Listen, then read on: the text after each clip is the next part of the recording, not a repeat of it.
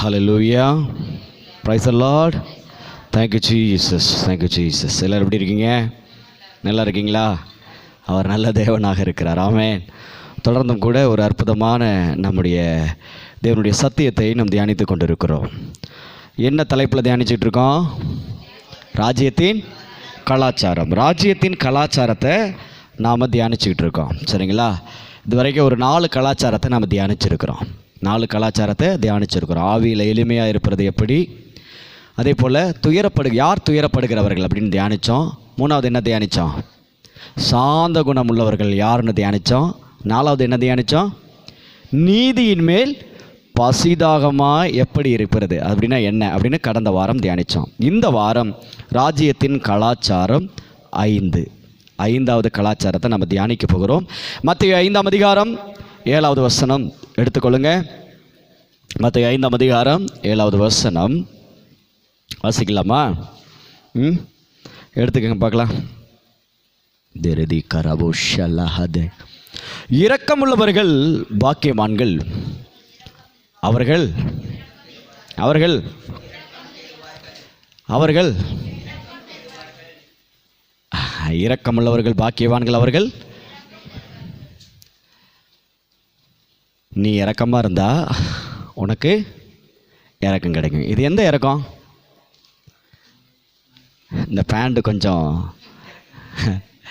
Pant தைக்க எவ்வளோங்க? டவுசர் தைக்க எவ்வளோங்க? அரை பேண்ட்டு தைக்க எவ்வளோங்க? பேண்ட்டு தைக்க 400 ரூபா, அரை பேண்ட்டு தைக்க 200 ரூபா. எங்கள் அரை பேண்ட்டு தைங்க, கொஞ்சம் இறக்கம் வைங்க, கொஞ்சம் கீழே பாதை வரைக்கும் இறக்க வைங்க அப்படிங்கிற மாதிரி. அந்த இறக்கமா? அந்த இறக்கம் இல்லை, இரக்கம். சில தமிழ் வார்த்தைகளெல்லாம் நம்ம நிறைய கற்றுக்கணும். இந்த லா, ரா, அது நிறைய வித்தியாசம் இருக்குது அதில். ஆமாம், லாங்கும் அப்புறம் லா அப்படிங்கும், அப்புறம் லா பழத்துக்கு வர லா அப்படி அது வித்தியாசமாக சொல்கிறது. அதே போல் இந்த ராவில் வந்து எத்தனை ரா இருக்குது? 2 ரா இருக்குது. ரா இருக்குது, ர அப்படின்னு இருக்குது. இரக்கம், இரக்கம். ஆமாம், சரி. நமக்கு விஷயம் என்னென்னு தெரிஞ்சால் போதும். நம்ம இங்கே ஒன்றும் நம்ம தமிழ் இலக்கணம் கற்றுக்கல. நமக்கு நான் என்ன சொல்ல வரேன்னு புரிஞ்சுக்கிட்டா போதும். ஆமாம், நீங்கள் பாட்டு பேண்ட்டு இறக்கம் வைக்கிற மாதிரி ஜாக்கெட்டு கொஞ்சம் இடுப்பு இறக்கமாக வைங்க, கை கொஞ்சம் இறக்கமாக வைங்க, அந்த இதுக்கு போயிடக்கூடாதுல்ல. இரக்கம் அப்படின்னா இரக்கம் காட்டுவது, ஒரு மனிதர் மேல் ஏற்படக்கூடிய இரக்க குணம், குணாதிசயத்தில் வரக்கூடிய இரக்கம். சரிங்களா? சரி, இப்போ இரக்கம்னா என்ன? ஏன்னா இப்போ இதுதான் இன்றைக்கி நமக்கு தெரிஞ்சாகணும். இரக்கம் உள்ளவர்கள் பாக்கியவான்கள். பாக்கியவான்னா என்ன அர்த்தம் தெரியுமா? பாக்கியவான்னா என்ன? பாக்கியவான்னா என்ன? தமிழில் பலவிதமான வார்த்தை இருக்குது, ஆனால் ஆங்கிலத்தில் எப்படி பார்த்தாலும் ஒரே வார்த்தை தான். பாக்கியவான்னாலும் ஒன்று தான். என்னங்க? பாக்கியவான், ஆசீர்வதிக்கப்பட்டவன், இது எல்லாத்துக்கும் ஒரே வார்த்தை blessed. Blessed, blessed man, blessed. பாக்கியவான்னா நீங்கள் ஆசீர்வதிக்கப்பட்டவங்க, இரக்க குணம் உள்ளவங்க. யார் தான்? ஆசீர்வதிக்கப்பட்டவங்க. உங்ககிட்ட இரக்க குணம் இருக்கா இல்லையா? இரக்க குணம் இருக்கா இல்லையா? உங்களுக்குள்ளே இருக்கா இல்லையா? கரெக்டாக சொல்லுங்கள். இருக்கா இல்லையா? நல்லா யோசிச்சு சொல்லுங்கள். இருக்கா இல்லையா? நிஜமாக இருக்கா? சரி, ஓகே, சந்தோஷம். இருந்துச்சுன்னா ரொம்ப சந்தோஷம். ஏன் அப்படின்னா நம்ம வளர்க்கக்கூடிய நாய், பூனை, ஆடு, மாடு, அதுக்கு இரக்க குணம் இருக்குது. சரி, நான் ஒரு வீடியோ பார்த்தேன். அதில் மாடு வளர்க்கக்கூடிய அந்த முதலாளி அப்படி போய் சோகமாக அப்படி உட்காந்துக்கிறாரு. ஐயோ, அவர் வளர்த்த 2-3 மாடு அவர் பக்கத்தில் போய் இப்படிங்குது அப்படிங்குது, இப்படி நக்கி கொடுக்குது, இப்படி தலை இது பண்ணுது, இப்படி முட்டுது. ஏன்னா முதலாளி சோர்ந்து போய் உட்காந்துருக்காராம். இறக்கப்படுது, மாடு இறக்கப்படுதுங்க. ஆடு, எல்லா மிருகத்துக்குள்ளேயே இரக்க குணம் இருக்குன்னா மனிதனுக்குள் இரக்கம் இருக்கா இல்லையா? ஆனால் நம்ம அடிக்கடி உபயோகப்படுத்துகிறோம் அந்த வார்த்தையை. இரக்கமே இல்லாத மனுஷனாக இருக்கா? யூஸ் பண்ணுறோம்ல அந்த வார்த்தை, யூஸ் பண்ணுறோமா இல்லையா? கொஞ்சமாவது இரக்கம் இருக்கா? இப்படி தனியாக கடந்து அல்லல் படுறேனே. Thank you Holi spirit. ஆவியானவர் ஞாபகப்படுத்துகிறாரு. இந்த மார்த்தார் மரியாள் கதை தெரியுமில்ல? ஆமாம், தேவனுடைய பாதத்தில் உட்காந்துருந்தது யார்? மார்த்தாளா மரியாளா? மரியாள் நல்ல பங்கை தெரிந்து கொண்டாள். மார்த்தாள் அலுவலாக இருந்தா, வேலை செஞ்சுட்டு ஆண்டர்கிட்ட வந்து சொல்கிறா, நான் ஆண்டவரே நீங்கள் வந்ததும் போதும், வந்து சும்மா அப்படியே உட்காந்துக்கினே இருக்கா அவன் பாதத்தில். நான் என்ன வேலை செஞ்சிட்ருக்கேன் தெரியுமா? கொஞ்சம் கூட இறக்கமே இல்லையா? கூட மாட வந்து கொஞ்சம் உதவி செய்யலாம்ல, ஒத்தாசை பண்ணலாம்ல, அப்படி தான் வந்து கேட்குறா. நான் ஒரே ஆள். இந்த மனநிலை உங்கள்கிட்ட இருக்குது, ஞாபகம் இருக்கா? வேலை செய்யும்போது அப்படியே உங்களுக்கு வயிறெல்லாம் எரியும், நெஞ்செல்லாம் எரியும். மாடு மாறி நான் என்ன இங்கே என்ன அடிமையா, நான் என்ன வேலைக்காரியா உங்களுக்கு வடித்து கொட்டுறதுக்கு? தண்ணுதா? இறக்கமே இல்லை பாரு. படுத்துட்டு கிடக்கிறத பாரு, பாரு செல்லை பார்த்துட்டே உட்காந்துருக்கிறத பாரு, எனக்கு நான் திரியிறத பாரு. நான் இங்கே கடந்து படுற பாடு என்ன, நான் செய்கிற வேலை என்ன, புரியுதா? எங்கேயோ குத்துதோ, சரி அது சரியாகட்டும், வெளியில் வரட்டும், அந்த இதெல்லாம் வெளியில் வரட்டும். ஏன் சொல்கிறோம் அப்படின்னா, இது எதுக்கு சொல்ல வரேன் அப்படின்னா, இரக்கத்தை எதிர்பார்க்குறீங்களா இல்லையா? எல்லாத்துக்கும் இருக்கா இல்லையா? எங்கள் எல்லாத்துக்குள்ளே இரக்கம் எதிர்பார்ப்பு இருக்கா இல்லையா? ஆனால் இரக்கமே இல்லாத மனுஷனாக இருக்கான் ஐயா, கொஞ்சம் கூட இரக்கமே இல்லாமல். கம்பெனி முதலாளியை நான் இன்னது தான் பேசணுன்னெல்லாம் அப்படியெல்லாம் பேசியிருக்கேன் ஆரம்ப நாட்களில் நான் வேலை செய்யும் பொழுது. டெய்லி நைட்டு வேலை வைப்பானுங்க, டெய்லி விடி நைட்டு, தொடர்ந்து 5 நாள் விடி நைட்டு எல்லாம் செஞ்சால் என்ன பண்ணுறது? தொடர்ந்து தூக்கமே இல்லாமல். யோசிச்சு பாருங்களேன். இறக்கம் உள்ளவன் எவனாவது தொடர்ந்து 5 நாள் கண்முழிக்க வைப்பானா தூங்க விடாம?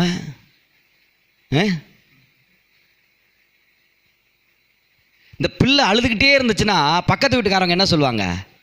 பிள்ளைய பெத்தா மட்டும் போதுமா? ஒரு இறக்கமே இல்லாத தாயா இருக்கா பாரு, என்ன அழுதுட்டு இருக்கு. அதுக்கு என்னாச்சு ஏதாச்சு, பால் கொடுக்கணுமா இல்லை சாப்பாடு கொடுக்கணுமா, வயிற்ற வலிக்குதா, என்ன பண்ணுதுன்னு கூட கவனிக்காமல் இருக்கா பாரு. சொல்லுவோமா சொல்ல மாட்டோமா?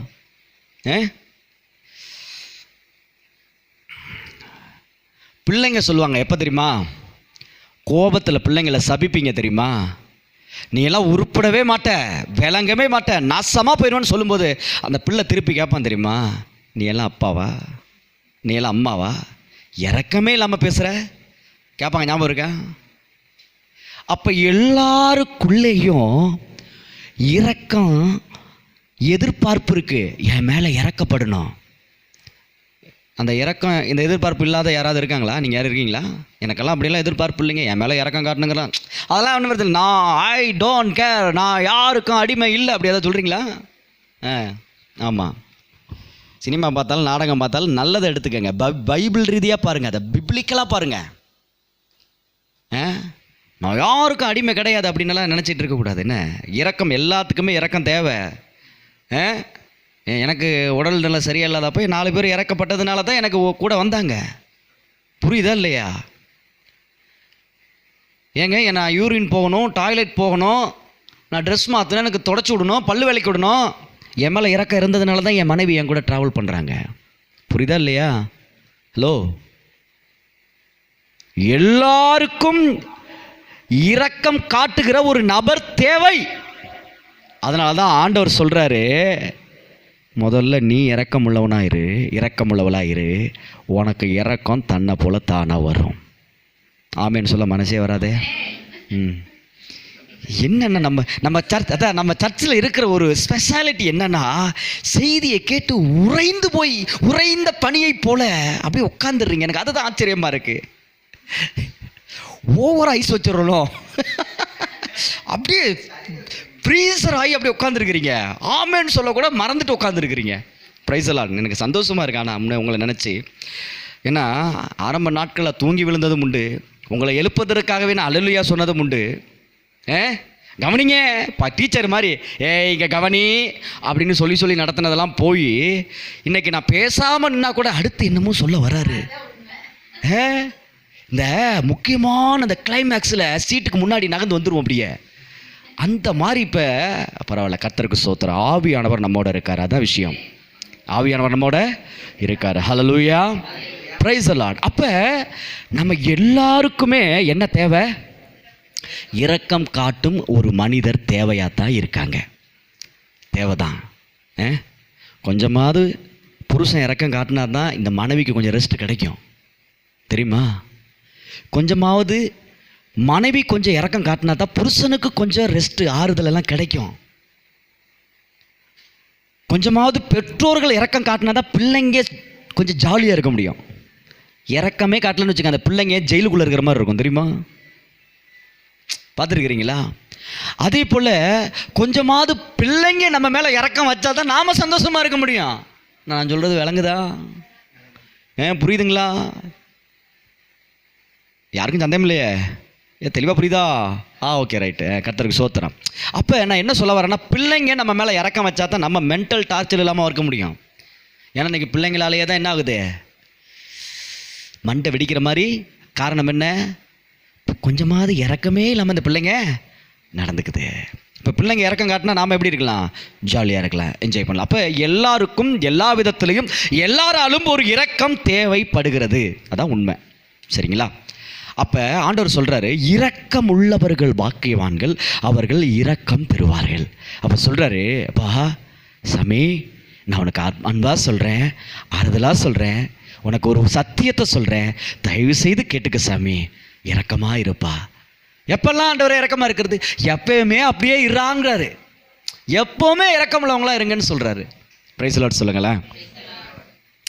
இரக்க குணம் இல்லாமல் நம்மளால் வாழ முடியாது, பார்த்துக்கங்க. ஏன்னா நமக்குள்ளே யார் இருக்கா? நமக்குள்ளே யார் இருக்கா? யார் இருக்கா? யார் இருக்கா? இயேசு கிறிஸ்து எனக்குள் வாழுகிறார். நீங்கள் தனியாலே கிடையாது. நான் மறுபடியும் இந்த வாரம் ஞாபகப்படுத்துகிறேன், நீங்கள் அனாதை கிடையாது, நீங்கள் தனியாலே கிடையாது. உங்களுக்குள் கிறிஸ்து வாழ்கிறார். உங்களை கரம் பிடிச்சு நடத்துகிறவர் பரிசுத்த ஆவியானவர். நீங்கள் தனிமையாக இருக்க வாய்ப்பே கிடையாதுன்னு நான் சொல்லுவேன். நீங்கள் தனிமையாக, அதனால தான் பாடணும், தனிமையின் பாதையில் தகப்பனே உன் தோளில். அடுத்த வரி வந்துருச்சு பார்த்தீங்களா? நான் தனியாக இருந்தேன்னு நினச்சேன், உன் தோலை கொண்டு வந்து எனக்கு கொடுத்துட்டீங்க, சாஞ்சிக்கப்பான்னு சொல்லி. தனியாக விடவே மாட்டார். அப்படிப்பட்ட தகப்பன் நம்முடைய ஆண்டவர். ஹல்லேலூயா சொல்லுங்களேன். ஆமாம், இன்னைக்கு இப்படி சிரிக்கிறவங்க ஆன் த ஸ்பாட் அடுத்த செகண்ட் முறைக்க கூட செய்வாங்க. ஆனால் ஆண்டவர் சிரிக்கிறவர், சிரித்து கொண்டே தான் இருப்பார். பொன்முறுவலோடு உன்னை அணைத்து கொண்டிருப்பார், மார்போடு அணைத்துக் கொள்வார். ஹல்லேலூயா சொல்லுங்களேன். அப்படிப்பட்ட ஆண்டவர் சொல்லுகிறதுக்கு நாம் கீழ்ப்படிஞ்சு தான் ஆகணும். புரியுதுங்களா? யோசனை பண்ணி பாருங்கள். என் இதயம் யாருக்கு தெரியும், என் மனசு யாருக்கு தெரியும் அப்படின்னா, என்னை உண்மையாக நேசிக்கிற என் பிள்ளைங்களுக்கு தான் தெரியும். என் மேலே உங்களுக்கு கசப்போ வெறுப்போ, என் மேலே ஏதாவது என்கிட்ட ஏதோ குற்றம் கண்டுபிடிக்கணுங்கிற மனநிலையோடு என்னை பார்த்தீங்கன்னா, கண்டிப்பாக சொல்கிறேன், என்னுடைய ஆழ் மனதில் இருக்கக்கூடிய என் அன்பை உங்களுக்கு டேஸ்ட் பண்ண முடியாது, தெரியுமா? என் அன்பை ருசிக்கவே முடியாது உங்களால். ஆனால் என்னை நேசிக்க ஆரம்பிச்சிட்டிங்கன்னு வச்சுக்கோங்களேன், என்னைய என் தகப்பன், என் ஆவிக்குரிய தகப்பன் வரும்போது சித்ராக்கா பேசிக்கிட்டு வந்தாங்க.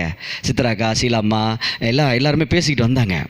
பேசிட்டு வரும்போது, வயசானவங்களா வச்சு மேய்க்கிறீங்க பிரதர், எல்லாம் வயசானவங்களா இருக்கிறோம், ரொம்ப கஷ்டம், எப்போ பார்த்தாலும் அது பண்ணுது இதை பண்ணுது நாங்கள் சொல்லிக்கிட்டே இருக்கிறோம் அப்படின்னு சொன்னாங்க. அப்போ நான் சொன்னேன், நான் உங்களை வயசானவங்களா பார்க்கல, இளமையாகவும் பார்க்கல. உங்களை நான் எப்படி பார்க்குறேன் தெரியுமா? குழந்தையாக பார்க்குறேன், என் பிள்ளைகளாக பார்க்குறேன், என் மடியில் வச்சு தாளாட்டுற குழந்தைய போல் உங்களை நான் பார்க்குறேன். புரியுதுங்களா? அப்போ என்ன நீங்கள் உண்மையாக என்னை ஒரு தகப்பனாக நீங்கள் பார்க்கும் பொழுது, என் ஆள் மனதில் இருக்கிற அன்பை உங்களால் ருசிக்க முடியும். என் அப்பா என்னை ஒருபோது அவர் திட்டினா கூட என் நல்லதுக்கு தான் திட்டுவார்னு உங்களால் எடுத்துக்க முடியும். ஆமேன்னு சொல்லுங்களேன். அவர் ஒரு வார்த்தை பேசுனா அது ஏன் நன்மைக்காகத்தான் பேசுவார் அப்படிங்கிற மனநிலை உங்களுக்கு ஆட்டோமேட்டிக்காக வந்துடும். ஹல்லேலூயா சொல்லுங்களேன். இதுதான் விஷயமே. புரியுதுங்களா? ஏன்னா நீங்கள் உண்மையிலே ஆள் மனது என் மனசில் என்ன இருக்குங்கிறது உங்களுக்கு தெரியும்னு நான் நம்புகிறேன். ஏன்னா நீங்கள் என் பிள்ளைங்க. என்னை எந்த அளவுக்கு என்னை நீங்கள் உங்கள் பார்வையில், உங்கள் மனதில், உங்களுடைய சிந்தனையில் என் அப்பா, வயசு ஒரு மேட்டரே கிடையாது, என் ஆவிக்குரிய தகப்பன், என் ஆண்டவர் எனக்கு கொடுத்துருக்கிற ஒரு பாசமிகு ஆவிக்குரிய தகப்பன், அந்த மனநிலை உங்களுக்கு இருந்துச்சுன்னா, என் ஆள் மனதில் இருக்கிற அந்த அன்பு, உங்கள் மேலே நான் வச்சிருக்கிற அந்த கரிசனை எல்லாமே உங்களுக்கு புரிய ஆரம்பிச்சிடும். நான் ஓடுகிற ஒவ்வொரு ஓட்டத்துலேயும் நீங்கள் இருக்கிறீங்க, தெரியுமா? என்னுடைய ஒவ்வொரு நினப்புலையும் நீங்கள் இருக்கிறீங்க. நான் உங்களை ரொம்ப நேசிக்கிறேன். இன்றைக்கி மனசார உங்களோட நான் பேசிகிட்டு இருக்கேன். நான் உங்களை லவ் பண்ணுறேன். என் பிள்ளைங்க நீங்கள். ஸ்தோத்திரம். எல்லாத்துலேயும் நான் இன்றைக்கி நல்லா இருக்கணும் அப்படின்னு நான் நினைக்கிறேன்னா, அதுக்கு நான் அப்படிங்கிற இடத்துல நீங்கள் உள்ளே இருக்கீங்க. சரியா? நான் அப்படிங்கிற வார்த்தையில் அதுக்குள்ளே நீங்களும் இருக்கிறீங்க. உங்களை நான் தனியாக பார்க்குறதே கிடையாது. பிரைஸ் தி லார்ட் சொல்லுங்களேன். இந்த இடத்துல பரிசுத்த ஆவியானவர் இருக்கிறார். உங்கள் இருதயத்தில் அந்த வார்த்தை வேலை செய்து பாருங்கள். உங்கள் இருதயத்தில் வேலை செய்தா ஆவியானவர் இருக்கிறார். ஆமென் சொல்லுங்களேன். அப்போ இரக்கம் உள்ளவர்கள் பாக்கியவான்கள், இரக்கம் பெறுவார்கள். பாருங்க, இரக்கம் என்பது வேறொருவர் சோகத்தில் ஆழ்ந்திருக்கும் பொழுது அவங்க மேலே காட்டுற அந்த உணர்வு இருக்குது பார்த்தீங்களா, அதுக்கு பேர் தான் இரக்கம். பாருங்களேன், நிறைய நீங்களும் நானும் கிறிஸ்துவுக்குள்ளே வரத்துக்கு முன்னாடி இல்லை வந்து சில நாட்களில் சில தடுமாறி இருப்போம். பார்த்தீங்கன்னா, நீ சரியில்லைப்பா அப்படின்னு சொல்லி கணவன் மனைவி பிள்ளைகள் சொந்தம் பந்தம் நம்மளை வெறுத்து ஒதுக்குன சில நாட்கள் இருக்கா இல்லையா? அதனால தான் அந்த தனிமையின் பாதையில் பாடல்களை கூட ஆவியானவர் ஞாபகப்படுத்தினார். புரியுதுங்களா இல்லையா? அந்த மாதிரி நேரத்தில் யாருமே இல்லாதப்ப எங்கிருந்தோ ஏதோ ஒரு நபர், தெரியாத ஆளாக இருக்கலாம், தெரிஞ்ச ஆளாக இருக்கலாம், நமக்கு பிடிக்காத ஒரு மனுஷனாக இருக்கலாம், அந்த நேரத்தில் வந்து நமக்கு வந்து ஒரு ஆறுதலாக ஒரு வார்த்தை சொன்னால் எப்படி இருக்கும்? அவங்கள மறக்க முடியுமா? உங்கள் வாழ்க்கை அப்படி மறக்க முடியாத நபர்கள் இருக்காங்களா? இன்றைக்கி கூட நமக்கு அவங்க எதிரியாக இருக்கலாம், ஆனால் அன்றைக்கி தனியாக நிற்கும்போது நமக்கு வந்து ஒரு உதவி செஞ்சாங்கல்ல, கவலைப்படாதப்பா, யாருக்கு நடக்காதவனுக்கு நடந்து போச்சு, விடு சரியாயிரும் அப்படின்னு சொன்ன ஒரு ஆள் வந்தால, ஒரு நபர், ஒரு சகோதரியோ ஒரு சகோதரனோ வந்தாங்கல்ல, அவங்கள மறந்துடாதீங்க. இன்னைக்கு உங்களுக்கு எதிரியாக இருக்கலாம், உங்களோட பேசாமல் இருக்கலாம், வைராக்கியமாக இருக்கலாம், அன்னைக்கு வந்து நின்னது அவங்க தான் தெரியுமா? நீங்கள் இன்னைக்கு உருகி அன்பு பாசம் காட்டுகிற நபர்கள் அன்னைக்கு வந்து நின்றுக்க மாட்டாங்க. இன்னைக்கு உங்களை விட்டு தூரமாக இருக்கிற மறந்து கூட போயிருப்பீங்க அவங்கள, ஆனால் அன்னைக்கு உங்கள் பக்கத்தில் வந்து கவலைப்படாதையா, பார்த்துக்கலாம், அதெல்லாம் சரியாயிரும், மாறுதா இல்லையான்னு பாரு. அவன் சொன்ன வார்த்தை இன்னைக்கு நடந்துச்சா இல்லையா? உங்கள் வாழ்க்கையில் மாறி இருக்கா இல்லையா? ஹல்லேலூயா சொல்லுங்களேன், பிரைஸ் லார்ட் சொல்லுங்களேன். கர்த்தர் நல்லவர். எனக்கு இங்கே நான் உங்கள் முகத்தை பார்க்கும்போது, உங்கள் கண்ணிலிருந்து கண்ணீர் வடிகிறத பார்க்கும்பொழுது தெளிவாக தெரியுது, ஆவியானவர் இந்த இடத்தில் வாசம் பண்ணி கொண்டு இருக்கிறார், ஆவியானவர் பேசி கொண்டு இருக்கிறார். Price the Lord. என் பிள்ளைங்க உருவாக்கப்படுறாங்க, அந்த சந்தோஷம் எனக்கு அப்படியே பொங்குது. என் பிள்ளைங்க உருவாக்கப்படுறாங்க. ஹல்லேலூயா, பிரைஸ் தி லார்ட். அப்போ இரக்கம் என்பது ஒருவன் சோகத்தில் இருக்கும் பொழுது அவன் மேலே காட்டுற உணர்வு, ஒன்றும் பிரச்சனை இல்லையா, பார்த்துக்கலாயா, அந்த சொல்லக்கூடிய ஒரு நபர். இதை யார் செய்கிறாங்களோ இல்லையோ, நீங்களும் நானும் செய்தே ஆக வேண்டும். யாராக வேணாலும் இருக்கட்டும், யார் சோர்ந்து போய் உட்காந்தாலும் சொல்லுங்கள், ஒன்றும் பிரச்சனை இல்லை, சரியாயிரும். மாறாதது எதுவுமே கிடையாது, தேவனாலே எல்லாம் கூடும், மாறிடும். சொல்லுங்க, தைரியமாக சொல்லுங்க. ஏன்னா நம்மளால இல்லை, தேவனால மாறுமா மாறாதா, மாறியே தீரும். ஆமேன்னு சொல்லுங்களேன். இந்த நேரத்தில் ஒரு ஞாபகம் வருகிறது. போன வாரத்தில் சகோதரி, நம்ம தூரத்தில் இருக்கிற நம்முடைய விசுவாசி தான், தூரமாக இருக்கக்கூடியவங்க ஃபோன் பண்ணுறாங்க. ஃபோன் பண்ணிவிட்டு, ஐயா சோத்திர ஐயா, சொல்லுங்கம்மா என்னன்னு சொல்லுங்கள் அப்படின்னு. ஐயா, எனக்கு தெரிஞ்சவங்க கேன்சர், அவங்களுக்கு என்னதுங்க கேன்சர், ரொம்ப கஷ்டப்படுறாங்க ஐயா, மனசு கஷ்டமாக இருக்குயா, அவங்க மேலே இறக்கப்படுறாங்க, கஷ்டமாக இருக்கியா, ஜெபம் பண்ணுங்கய்யா. ஐயா, ஆனால் உனக்கு சந்தேகம் அப்படின்னாங்க. என்ன சொல்லுங்க அப்படின்னு. ஐயா, அவங்க இன்னும் ஆண்டவரை ஏற்றுக்கொள்ளவே இல்லை, ஆண்டவரை நம்ப மாட்டுறாங்க. அவங்க ஆண்டவர்கிட்ட வந்தால் கேன்சர் சரியாயிருமாயா? ஹல்லேலூயா சொல்லுங்களேன். நான் ஒரே ஒரு கேள்வி கேட்டேன். உங்கள் வீட்டுக்காரர் பேச முடியாமல் வாய் கோணி, டாக்டர் இருந்தால் அடுத்து அவர் தான் சாக போகிறாருன்னு சொன்னாரே, இன்னைக்கு செத்துட்டாரா உயிரோடு இருக்காரான்னு கேட்டேன். ஐயா உயிரோடு இருக்காரியா, ஐயா மறந்தே போயிட்டையா, ஞாபகம் வந்துருச்சியா, சோத்திரம், அல்லேலூயா சோத்திரம். தன்னையே மறந்து பிசாசு எப்படி வஞ்சிக்கிறான் பாருங்க. தேவனால் முடியுமா, காப்பாற்றுவாரா, சந்தேகத்தை உண்டாக்குறான் பாருங்க. அவங்க வீட்டுக்காரே பெரிய மரணத்துலேருந்து காப்பாற்றினாரு. ஐயா நான் சொல்கிறேயா, போய் நான் இப்போ சொல்லுவையா, அவருக்கு சுகமாயிரும், நான் போய் சொல்கிறேன். அவங்க ஏற்றுக்கிறாங்களே, இயேசுவால் காப்பாற்ற முடியும், நான் சொல்கிறேயா.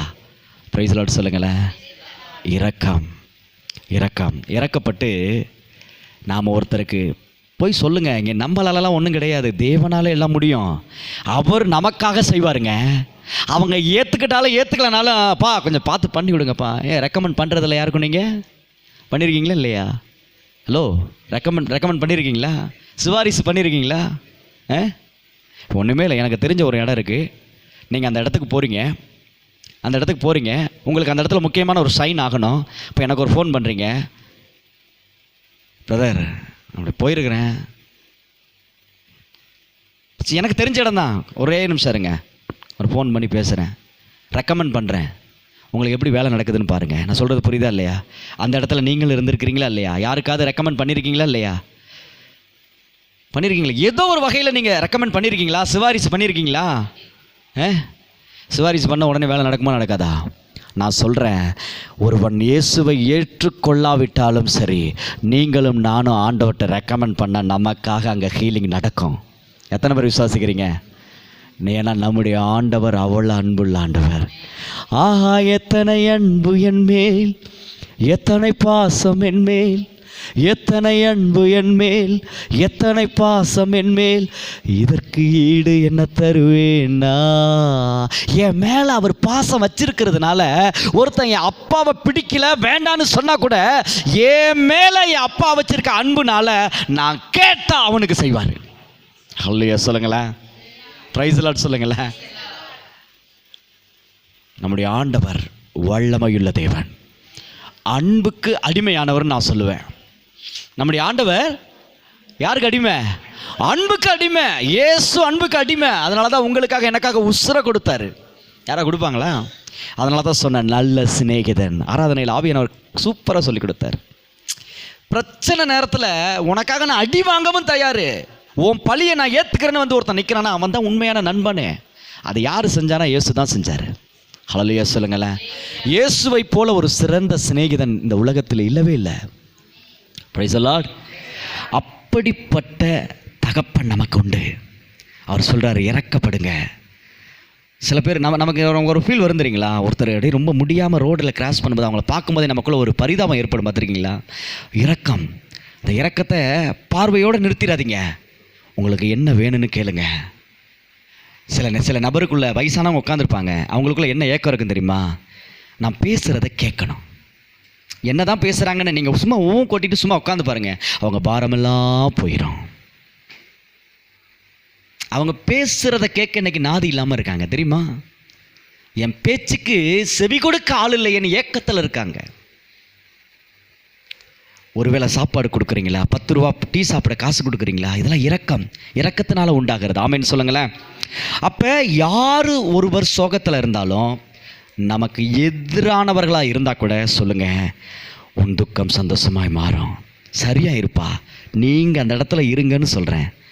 நாம் தனிமையாக இருக்கும்போது நமக்கு ஆண்டவர் வந்து நின்னார்ல, நீங்கள் ஒருவர் தனிமையாக இருக்கும்போது நமக்கு ஆண்டவர் நின்ன இடத்துல நீங்கள் போய் ஆண்டவர் சார்பில் நில்லுங்க, அவர் பார்த்துக்குவார். ஆமேன்னு சொல்லுங்களேன், பிரைஸ் தி லார்ட் சொல்லுங்களேன். அப்போ ஒருத்தர் சோகமாக இருக்கும்போது அவங்க மேலே நாம் என்ன பண்ணணும்? அந்த இரக்கத்தை காட்டணும், வெளிப்படுத்தணும், வெளிப்படுத்தணும். உணர்வுகள் தானே, கோபம், எரிச்சல், இதெல்லாம் உணர்வு சம்பந்தமானது தானே. தேவையே இல்லாத பிசாசுக்கு சொந்தமானதை நம்ம என்ன பண்ணுறோம்? வெளிப்படுத்துகிறோம். தேவனுக்கு சொந்தமானது இரக்கம், வெளிப்படுத்துங்க. ஆமேன்னு சொல்லுங்களேன். இந்த இரக்கத்தை வச்சு அம்மாவை குறித்து பேசுவேன் ஸ்கூலில். கராமரான்னு பிள்ளைங்க கத்த ஆரம்பிச்சிடும். அது வேறு ஒரு ரூட்டில் போவோம். ஆனால் இன்றைக்கி ஆவியானவர் நம்மளை நடத்துகிற விதம் வேறு. ஆமேன்னு சொல்லுங்களேன். சரி, அப்போ இரக்கம் நம்முடைய இதயம் மற்றும் மனதை மற்றவர்களுக்கு திறந்து காட்டுகிறது. என்னங்க இரக்கம் என்பது என்ன? நம்முடைய இதயத்தையும் மனசையும் திறந்து காட்டுறது. இன்றைக்கி நிறைய இடத்துல நாம் திறந்து காட்டாமல் இருக்கிறோம். அதனால தான் நம்ம யாருன்னே தெரியாமல் போயிடுது. நான் நல்லவன் நல்லவள்னு ப்ரூவ் பண்ணுறதுக்கு நம்ம முயற்சி பண்ணி தோற்று போய்கிட்டு இருக்கோம். புரியுதுங்களா இல்லையா? நம்ம மேலே வீண் பழி போன வாரம் அதை குறித்து நம்ம தியானித்தோம். வீண் பழி யாராவது சொன்னாங்கன்னா, நீ சொல்கிற மாதிரியெல்லாம் இல்லை, நான் அப்படியெல்லாம் இல்லை அப்படின்னு நான் அந்த தப்பு செய்யவே இல்லைன்னு ப்ரூவ் பண்ணுறதுக்கு, நிரூபிக்கிறதுக்கு நான் ரூபிச்சு காட்டுறேன்.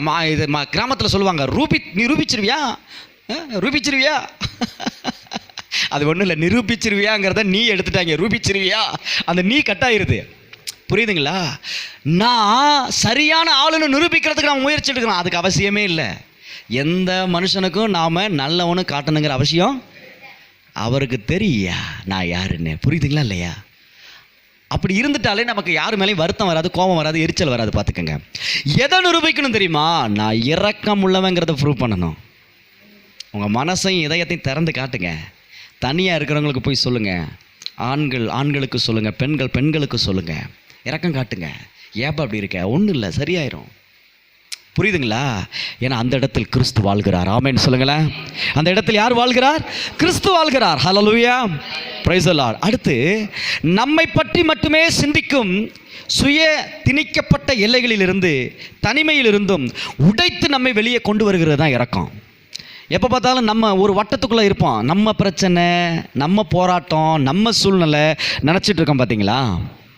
அதிலிருந்து வெளியில் வரணும்னு நீங்கள் விரும்புகிறீங்களா? நான் சொல்கிறேன், அதிலிருந்து நீங்கள் ஒட்டச்சிக்கிட்டு வெளியில் வரணும். மற்றவங்க மேலே இறக்கம் காட்டும் பொழுது, மற்றவங்களுக்காக பக்கத்தில் உட்காந்து அவன் பிரச்சனையை கேட்கும்போது உங்கள் பிரச்சனை ஒன்றும் இல்லாமல் போயிடும். ஆமென் சொல்லுங்களேன்.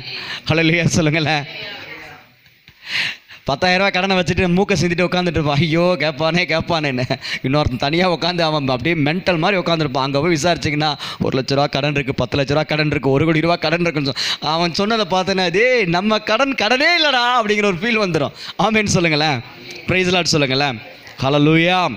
அப்போ நாம் தனிமையாக நம்மளை மட்டுமே சிந்திக்கக்கூடிய எண்ணத்திலேருந்து உடைத்து கொண்டு வெளியில் வரணும். அப்படின்னா மற்றவங்க மேலே இரக்கம் காட்டினோம்னா நம்ம பிரச்சனையாகவே இருக்காது. சரி, அடுத்து, இரக்க குணத்தோடு இருப்பது நமக்கு என்ன லாபம்? ஏன்னா நம்ம பிளஸ்ஸடு, நம்ம ஆசீர்வதிக்கப்பட்ட பிள்ளைகளாக நம்ம இருக்கிறோம். ஏன்னா இரக்க குணமுள்ளவர்கள் பாக்கியவான்கள், ஆசீர்வதிக்கப்பட்டவர்கள். எப்படிப்பட்ட ஆசீர்வாதம் தெரியுமா? இறக்கப்பட்டா பாருங்க, இரக்க குணத்தோடு இருக்கிறவங்களுக்கு என்ன நடக்கும் அப்படின்னா, நாம் முதல்ல மகிழ்ச்சியாக இருக்க முடியும். சந்தோஷம் வேணுமா, சமாதானம் வேணுமா, இயேசுவிடம் மாறுங்களே. இது எப்போ? பிகினிங்கில் தான் இந்த பாட்டு தேவை நமக்கு. இயேசுவை இன்னும் இயேசுவை பற்றி தெரியாதவங்களுக்கு தான் இந்த பாட்டு. உனக்கு சந்தோஷம் வேணுமா, சமாதானம் வேணுமா, இயேசுகிட்ட வா. இப்போ நம்ம ஆல்ரெடி வந்தாச்சு, அவர் யாருன்னு தெரிஞ்சாச்சு. இப்போ சந்தோஷம் வேணும்னா என்ன பண்ணும் தெரியுமா? இறக்கப்படணும். இரக்கம் உள்ளவரே, மனதுருக்கம் உடையவரே, இரக்கம் உள்ளவரே, மனதுருக்கம் உடையவரே, நீடிய சாந்தம் பொறுமை அன்பு நிறைந்து வாழ்பவரே. சொல்லுங்க, நீடிய சாந்தம் பொறுமை அன்பு நிறைந்து வாழ்பவரே, என் இயேசு ராஜா ஸ்தோத்திரம், என் இயேசு ராஜா ஸ்தோத்திரம், ஸ்தோத்திரமே ஸ்தோத்திரமே உயிருள்ள நாளெல்லாமே. ஐயா ஸ்தோத்திரமே ஸ்தோத்திரமே உயிருள்ள நாளெல்லாமே. ஏன் இரக்கம்? புரியுதுங்களா? அவர் இரக்கமுள்ளவராக இருக்கார். அதனால தான் நம்மளை இறக்கப்பட சொல்கிறாரு. பிரைஸ் தி லார்ட் சொல்லுங்களேன். அப்போ இரக்கம் நம்ம அடுத்தவங்க மேலே எப்பொழுதுமே நம்ம இரக்கம் காட்டுறவங்களா இருந்துட்டோம்னாலே நம்ம சந்தோஷமாக வாழ முடியும். ஆமென் சொல்லுங்களேன்.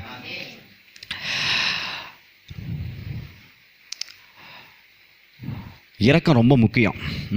இரக்கம், நம்ம மற்றவங்க மேலே இரக்கம் ஒன்றுமே இல்லை. ஒருத்தவங்களுக்கு 10 ரூபா கொடுக்குறீங்களே, எதில் கொடுக்குறீங்க? இறக்கப்பட்டு கொடுக்குறீங்க. அந்த 10 ரூபா ஒருத்தவங்க பிச்சை கேட்டு வரும் பொழுது, தர்மம் கேட்டு வரும் பொழுது, அந்த 10 ரூபா கொடுத்தனா உங்களுக்குள்ளே ஒரு சந்தோஷம் உண்டாகும். பார்த்துருக்கீங்களா? உள்ளுக்குள்ளே சந்தோஷம் வருமா வராதா? வந்திருக்கா இல்லையா? பசின்னு வந்தவனுக்கு ஒருவேளை சோறு கொடுத்தீங்கன்னா அதில் சந்தோஷம் வருதா இல்லையா?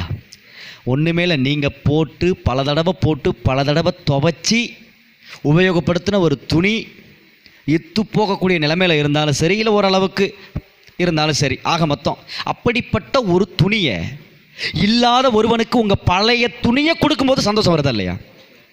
புது துணியை விடுங்க, ஆசை தீர போட்டு வெளுத்து போய் கிளியிற ஸ்டேஜில் இருக்கிற ஒரு துணி துவைச்சிக்க வச்சு நீட்டாக அயன் பண்ணி ஒருத்தவங்களுக்கு நீங்கள் கொடுக்குறீங்க.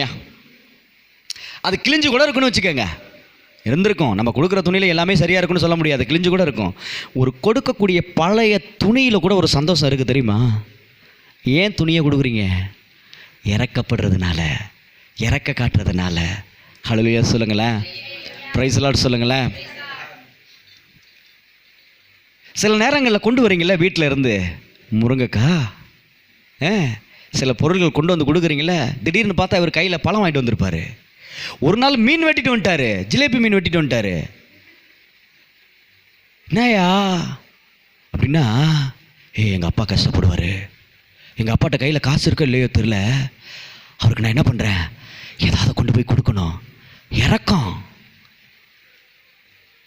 நான் மறுபடியும் சொல்கிறேன், என் ஆண்டவர் ஊழியக்காரனுங்கிற நாமத்து நிமித்தம் எனக்கு ஒரு கலசம் தண்ணீர் நீங்கள் கொடுத்தாலும் உங்களை அவர் மறக்க மாட்டார். உங்களுக்கு பண மடங்கு உங்களுக்கு திருப்பி வந்துடும். தெரியுமா? நான் மறந்தாலும் அவர் மறக்க மாட்டார். நான் மறந்தாலும் அவர் மறப்பதில்லையே, நான் வெறுத்தாலும் அவர் வெறுப்பதில்லையே. புரியுதுங்களா? நானே உங்களை மறந்தாலும் நானே உங்களை வெறுத்தாலும் அவர் வெறுக்கவும் மாட்டார், மறக்கவும் மாட்டார். நீங்கள் எனக்குன்னு கொண்டு வந்து கொடுத்தீங்க பார்த்தீங்களா, என் மேலே இறக்கப்பட்டு என் மேலே வச்சுருக்க அன்பின் நிமித்தம், என் மேலே வச்சுருக்கிற பாசத்தை நிமித்தம், மரியாதை நிமித்தம், என் அப்பாவுக்குன்னு கொண்டு வந்து, என் ஆவிக்குரிய தகப்பனுக்குன்னு கொண்டு வந்தீங்கல்ல, அது மறக்கவே மாட்டார். நானும் மறக்க மாட்டேன், மறக்கக்கூடாதுன்னு நான் நம்புகிறேன். ஆமேன்னு சொல்லுங்களேன். பிரைஸ் தி லார்ட் சொல்லுங்களேன். ஹல்லேலூயா சொல்லுங்களேன். சரி, அப்போ கொண்டு வந்தீங்களே, நீங்கள் உங்களுக்கு பிடிச்சதை எதையாவது கொண்டு வந்தீங்களே, காணிக்க போடுறத மட்டும் சொல்லலை, பர்சனலாக நீங்கள் எது வேணாலும் எனக்கு கொடுக்குறீங்க. நீங்கள் அப்படி கொண்டு வரும் பொழுது உங்களுக்குள்ள சந்தோஷம் இருக்கா இல்லையா? இருக்கா இல்லையா? கடுப்பில் கொண்டு வரீங்களா, வெறுப்பில் கொண்டு வரீங்களா, சந்தோஷத்தில் கொண்டு வரீங்களா? மன நிறைவில் கொண்டு வரீங்க. தெரியுமா? மன நிறைவில் எதையாவது கொடுக்கணுயா. இப்போ நான் பேசிகிட்டு இருக்க உங்கள் வீடு பக்கத்தில் இருந்தால் வீட்டில் இருக்கிற அரிசியை மூட்டை கட்டி கொண்டு வந்து போட்டு போயிடுவீங்க. எனக்கு தெரியும். என்ன இருக்கோ கொண்டு வந்து என்னை என்னை உண்மையிலே சொல்கிறேன், பக்கத்தில் நீங்கள் மட்டும் இருந்தீங்கன்னா என்னை சமைக்க கூட விட மாட்டீங்க. நீங்கள் என்னை அப்படி பார்த்துக்குங்க. எனக்கு தெரியும். ஏன்னா உங்கள் மேலே உங்கள் மனசு என்னன்னு எனக்கு தெரியும். உங்களுக்கு இருக்கல எனக்கு கொடுக்குன்னு நீங்கள் நினைக்கிறீங்க, அந்த மனசும் எனக்கு தெரியும். உங்களுக்கு பிரச்சனைகள் அதிகம் இருக்குது, உங்களுக்கு தேவைகள் நிறைய இருக்குது, உங்களுக்கு கடன் கூட இருக்குது. அதன் மத்தியிலும் என் தகப்பனுக்கு ஏதாவது கொடுக்கணும்னு கொண்டு வரீங்க பார்த்தீங்களா? ஏன் தெரியுமா? இரக்கம். அதில் ஒரு விஷயம் உண்டாகுது. என்ன தெரியுமா? என்கிட்ட நீங்கள் கொண்டு வர, நீங்கள் அங்கே பேக் பண்ணும்போதே, கவரில் போடும் பொழுது, கட்டும் பொழுது, புறப்படும் பொழுது உங்களுக்குள்ள ஒரு சந்தோஷம் உண்டாகும் பாருங்க. அது வேற லெவல். அனுபவிச்சிருக்கீங்களா அந்த சந்தோஷத்தை? இதெல்லாம் புரியணுங்கிறதுக்காக உங்களுக்கு நான் எடுத்து சொல்கிறேன். ஆமேன்னு சொல்லுங்களேன். ஹல்லேலூயா சொல்லுங்களேன். என்னுடைய பிறந்த நாளுக்கு எல்லாருமே நீங்கள் கூப்பிட்டு வாழ்த்து சொன்னீங்க. நீங்கள் செல்லில் பார்க்கல, அதனால் உங்களுக்கு தெரியல. எல்லாரும் செல்லை பார்த்தாங்க, பார்த்தவங்களுக்கு தெரியும். அதாவே சோத்தரா பரவாயில்ல. நான் யாருக்குமே கூப்பிட்டு சொல்லலை. என்னுடைய செல்லில் ஸ்டேட்டஸில் பார்த்துட்டு அந்த செய்தி கேட்குறாங்களே, அந்த செய்தியில் சொல்லியிருப்பேன். ஏன்னா அன்றைக்கி எதை பற்றி பேசியிருந்தேன், எதை பற்றி பேசியிருந்தேன்? ஒருவன் கிறிஸ்துவுக்குள் இருந்தால் புது சிருஷ்டியாக இருக்கிறான். புது சிருஷ்டியில் அந்த கிளைமேக்ஸில் நான் சொல்லியிருப்பேன். இன்றைக்கி கூட எனக்கு பிறந்த நாள் அப்படின்னு சொல்லியிருப்பேன். இதை கரெக்டாக அந்த கேட்டு கேட்ச் பண்ணிட்டாங்க. கேட்ச் பண்ணிவிட்டு கூப்பிட்டு வாழ்த்து சொன்னாங்க. ஸ்தோத்திரம். சில பேர் ஜெபம் பண்ணி விட்டாங்க. கர்த்தர் நல்லவர். ஆமாம், எனக்கு நீங்கள்லாம் கிடச்சது பெரிய கிஃப்ட்டு. எனக்கு பரிசு ஆண்டவர் கொடுத்துருக்காரு உங்களை. நான் ஆண்டவருக்கு முன்னாடி சொல்கிறேன், நீங்களாம் எனக்கு கிடைச்ச மிகப்பெரிய சொத்து, என் சம்பத்துகள். ஆமாம், எனக்கு ஏதாவது பிரச்சனை விட்டுட்டு ஓடிடுவீங்களா என்ன? நீங்கள் ஓட மாட்டீங்கன்னு நான் நினைக்கிறேன். ஏன்னா ஒரு பாஸ்டர் செக் பண்ணார், பெரிய பாஸ்டருங்க, இப்போ ஃபேமஸாக இருக்கார். அவர் என்ன பண்ணாராம், நான் சும்மா விளையாட்டு கேட்டேன், நீங்கள் அப்படி போக மாட்டீங்க, என்னை காப்பாற்ற நீங்கள் உசுரை கொடுக்கவும் தயங்க மாட்டீங்கன்னு எனக்கு தெரியும். அவர் என்ன பண்ணாராம், அவன் நண்பர்களே 4 பேரை, நீங்கள் உள்ளே என்னை மிரட்டி அடிக்கிற மாதிரி மிரட்டுங்க அப்படின்னு சொல்லி. எவ்வளோ பேர் இருக்காங்களாம் இப்போ? 2000 பேர் நம்ம இருக்கிறாங்க. நல்லா கவனிங்க.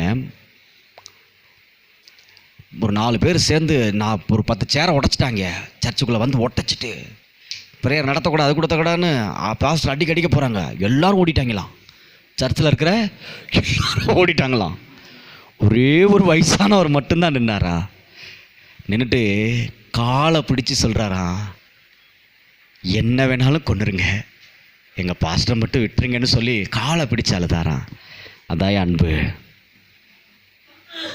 அங்கே ஒரு ஆள் இருந்தார், இங்கே ஒவ்வொரு ஆளும் அப்படிப்பட்டவங்க நான் நம்புகிறேன். கர்த்தருக்குள்ளே என் பிள்ளைங்க ஒவ்வொருத்தரும் நீங்கள் அப்படி தான் இருப்பீங்கன்னு நான் நம்புகிறேன். சோத்திரம். ஏன்னா நான் மருத்துவமனையில் இருக்கும் பொழுது அப்போ நமக்கு பெரிய தொடர்பு இல்லை. சில பேர் மட்டும்தான் இருந்தாங்க, அவங்களுக்கு தெரியும் கர்த்தர் நல்லவர். நீங்கள் எனக்காக எவ்வளோ ஜெபம் பண்ணியிருப்பீங்கன்னு எனக்கு தெரியும். ஆமாம், ஸ்தோத்திரம். ஜெபம் பண்ணாங்க. ஸ்தோத்திரம். கர்த்தர் நல்லவர், கர்த்தர் நல்லவர். பாருங்க, அவர் நல்ல தேவனாக இருக்கிறார். நான் எதுக்கு சொல்ல வரேன்னா, இரக்கம் எப்படி உருவாகுது பாருங்க. அன்பிலிருந்து ஒவ்வொரு கிளை தாங்க இதெல்லாம். அன்பிலிருந்து உருவாகிறதா எல்லாமே. புரியுதுங்களா?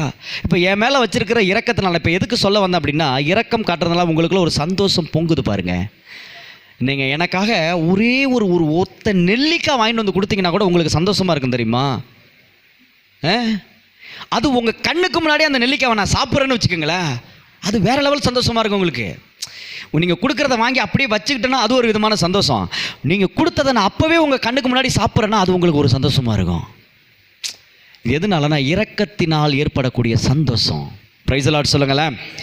அடுத்து இரக்கம் என்ன உண்டாக்கும் தெரியுமா? மிகுந்த பாதுகாப்பு உணர்வு உங்களுக்குள்ள உண்டாகும்.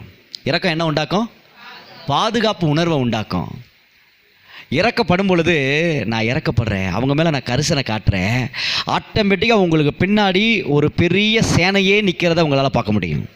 உங்களோட தேவ தூதர்கள் பாளையம் இறங்கி நிற்கிறத பார்க்க முடியும். உங்களோட பாதுகாப்பு இருக்கிறத நல்லா உணர முடியும். மற்றவர்கள் மீது நீங்கள் காட்டுகிற இரக்கத்தினால் உங்களுக்கு பாதுகாப்பு இருக்கிறத அப்படி உணர முடியும். அதை உணரணுமா? எனக்கு நான் பாதுகாப்பாக இருக்கிறேன் அப்படின்னு சில பேர் சொல்கிறாங்க, நைட்டில் தூக்கமே வர மாட்டேது, திடீர்னு பயமாக இருக்குது. காரணம் என்ன தெரியுமா? போய் இறக்கம் காட்டுன்னு ஆண்டவர் சொல்கிறாரு. இறக்கப்படும் பொழுது ஆட்டோமேட்டிக்காக நம்ம பாதுகாப்போடு இருக்கிற நிம்மதியாக தூங்கலாம், உயிர் பயமே இருக்காது. அடுத்தவங்க மேலே இரக்கம் காட்டும் பொழுது நமக்கு உயிர் பயம் வராது. நான் என்ன சொல்கிறேன்னா, குடும்பத்தில் இருக்கக்கூடிய கணவன் மனைவி பிள்ளைகள் மாமனார் மாமியார் அம்மா அப்பா பேரப்பிள்ளைகள் இவங்க மேலே இரக்கத்தை காட்டுங்க ஃபஸ்ட்டு. அடுத்து இங்கே வந்துடுங்க ஊழியக்காரவங்க, என்னை குறித்து என்னுடைய மனைவி என்னை பிள்ளைகள் இங்கே இருக்கிற ஒவ்வொருத்தர் மேலே இரக்கம் காட்டுங்க. அதுக்கப்புறம் வெளி உலகத்தில் இருக்கிற நபர்கள் மீது இரக்கம் காட்டுங்க. ஏன்னா ஃபஸ்ட்டு படி ரெண்டாவது படி மூணாவது படின்னு இருக்குல்ல, அதை ஸ்டெப் பை ஸ்டெப்பாக நான் மறுபடியும் சொல்கிறேன். குடும்பத்தில் இருக்கிறவங்கள்ட்ட ஃபஸ்ட்டு இறக்கம். பிரைஸ் தி லார்ட் சொல்லுங்களேன். இரக்கம் காட்டுங்க. சில இடங்களில் சில நேரங்களில் இரக்கம் காட்டி தான் ஆகணும். இரக்கம் காட்டாத பொழுது தான் அவர்கள் தவறு செய்து விடார்கள், ஏமாந்து போய்விடார்கள். நம்முடைய பிள்ளைகள் கெட்டு போகிறதுக்கு காரணம் என்ன தெரியுமா? எங்கேயும் ஒரு சில இடத்துல இரக்கம் காட்டாமல் விட்டுறோம். சரின்னு இரக்கம் காட்டிட்டிங்கன்னா அவங்க நமக்கு தெரிஞ்சு அந்த விஷயத்தை செய்வாங்க. இரக்கமே இல்லாமல் நம்ம அவங்கள தடுத்து நிறுத்தினோம்னா நமக்கு தெரியாமல் தான் அதுக்கப்புறம் எல்லா தவறுமே செய்வாங்க. தெரியுமா? புரியுதுங்களா நான் சொல்கிறது? பிரைஸ் தி லார்ட் சொல்லுங்களேன். இப்போ நம்ம பிள்ளைங்க தூரமாக இருக்கிறாங்கன்னு வச்சுக்கோங்க. இப்போ நமக்கு கேட்குறாங்க, கொஞ்சம் பக்கத்தில் போயிட்டு வரேன் அப்படின்னு. இறக்கப்பட்டு நம்ம இறக்க குணம் உள்ளவங்களா அவங்களுக்கு என்ன சொல்லலாம்? சரி பரவாயில்லப்பா, ஒரு டைம் போயிட்டு வரணும், ஜாக்கிரதையாக போகணும், இப்படி பண்ணணும் அப்படி பண்ணு, இதெல்லாம் சொல்லி போயிட்டு வான்னு சொல்லிவிட்டு அடுத்து நீங்கள் என்ன இன்ஸ்ட்ரக்ஷன் கொடுத்தாலும் ஃபாலோ பண்ணுவாங்க.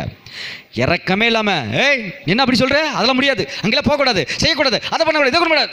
நீங்கள் இறக்கமே இல்லாமல் அந்த இடத்த நிறுத்துனீங்கன்னா, மறுபடியும் சொல்கிறேன், நமக்கு தெரியாமல் அதுக்கப்புறம் எங்கே வேணாலும் போவாங்க. புரிஞ்சுக்கோங்க. நம்ம பிள்ளைங்க கெட்டு போக நாம் காரணமாகிடக்கூடாது. ஆமேன்னு சொல்லுங்களேன். சரி, ஓகே. அப்போ இரக்க குணம் இருக்கும் பொழுது சந்தோஷம் உண்டாகுது, அடுத்து பாதுகாப்பு உண்டாகுது. சரிங்களா? இது யார் சொன்னது தெரியுமா? இது வேதத்தின் அடிப்படையில் சத்தியம். ஆனால் இதை எப்படி ப்ரூவ் பண்ணியிருக்காங்க, ரூபிக்கப்பட்டிருக்கு. யார் தெரியுமா? விஞ்ஞானி, சயின்டிஸ்ட்டு ஒரு மனுஷனை உட்கார வச்சு ரிசர்ச் பண்ணி பார்த்துருக்கான். நமக்கு ஆங்கில வார்த்தை வேறு சரியாக வாயில் நுழையாது பார்த்துக்கோங்க. அதை நான் ஆய்வு பண்ணி பார்த்துருக்கான். விஞ்ஞானிகள் மூலியமாக ஆய்வு செய்யப்பட்டு மனிதனுடைய இரக்க குணத்தினால் என்ன நடக்குதுன்னு ஆய்வு செஞ்சே பார்த்துருக்கான். இறக்கப்படுறதுனால அவன் தன்னை போல அவனுக்குள்ள சந்தோஷம் பெருக்கெடுக்குது, அவனுக்குள்ள பாதுகாப்பு உணர்வு அப்படியே பெருகுது. பார்த்துக்கோங்க. பிரைஸ் தி லார்ட் சொல்லுங்களேன். ஹல்லேலூயா. அவர் நல்ல தேவன். ஆமென் சொல்லுங்களேன். Thank you Jesus, thank you father. பாருங்க, அடுத்து மற்றவர்களின் வலியையும் துன்பங்களையும் தீவிரமாக எடுத்துக்கொண்டு அவர்களுக்கு உதவ விரும்புவது உள்ளார்ந்த உறுதி மற்றும் தன்னம்பிக்கையை அளிக்கும். நமக்கு நாமே ஒரு தன்னம்பிக்கை ஒன்று உருவாகிறதுக்கு காரணம் எதுவாக இருக்குன்னா, அடுத்தவங்க பிரச்சனையை நாம் அதை உறுதியாக எடுத்துக்கிட்டு அவங்களுக்கு ஏதாவது வகையில் சப்போர்ட் பண்ண முயற்சி எடுக்கிறோம் பாருங்கள், இறக்கம் காட்டுறோம் பார்த்தீங்களா, அது நமக்குள்ள ஒரு தன்னம்பிக்கையை உருவாக்கும். புரியுதுங்களா? நல்லா கவனிங்க. கர்த்தர் நல்லவர். அந்த தன்னம்பிக்கைக்கு என்ன சொல்லுவாங்க ஆங்கிலத்தில்? Self confident. ஏன்னா தன்னம்பிக்கை இல்லைன்னா ஒரு மனிதனால் வாழ முடியாது பாருங்கள். தன்னம்பிக்கை இருக்கும்பொழுது தான் கடவுள் மேலே பக்தி அதிகமாகும், தேவ பக்தி அதிகமாகும். தன்னை குறித்தே ஒரு நம்பிக்கை இல்லாதவனால தேவன் மேலே நம்பிக்கை வைக்க முடியாது. பார்த்துக்கங்க. அப்போ இந்த தன்னம்பிக்கை உருவாகிறதுக்கு இந்த இரக்கம் ஒரு காரணமாக இருக்கிறது. அடுத்து இந்த இரக்கத்தை மேம்படுத்திக் கொள்ள என்ன பண்ணணுமா? பயிற்சி எடுக்கணும். என்ன எடுக்கணும்? எடுக்கிறீங்களா?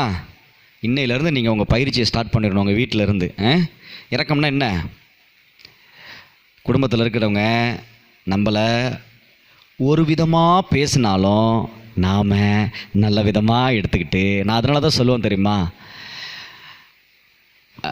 ஏன்னா ஒரு விஷயத்தை நீங்கள் புரிஞ்சுக்கணும். உங்கள் வீட்டில் வயதானவங்க, உடல் நலம் சரியில்லாமல், அவங்க வயதானவங்க ஏன் அதிகமாக கோவப்படுவாங்க தெரியுமா? நல்லா கவனிங்க.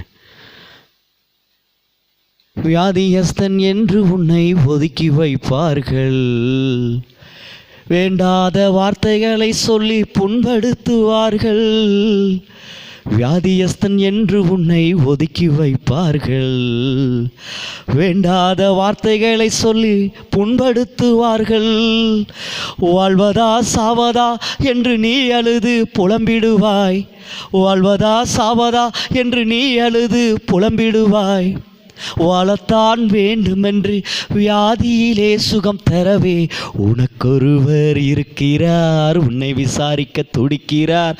உன்னையும் என்னையும் இயேசு நேசிக்கிறார், உன்னை உள்ளங்கைகளில் வரைந்திருக்கிறார், உன்னை உள்ளங்கைகளில் வரைந்திருக்கிறார். நான் ஓப்பனாக சொல்கிறேன், வியாதியஸ்தன்னு நீங்கள் யாரை பார்க்குறீங்களோ அவங்க மேலே உங்களுக்கெல்லாம் பூரண அன்பெல்லாம் இருக்க முடியாது, வெறுப்பு தான் வரும்.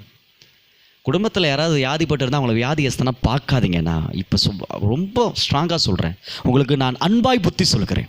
உங்கள் குடும்பத்தில் உடல்நல சரியில்லாமல் யாராவது இருந்தாங்கன்னா அவங்கள உடல்நல சரியில்லாதவங்களாம் பார்க்காதீங்க. பார்த்தீங்கன்னா அவங்க மேலே வெறுப்பு, இவங்கெல்லாம் எதுக்கும் யூஸ் ஆக மாட்டாங்க அப்படின்னு சொல்லி அவங்கள காயப்படுத்துவீங்க.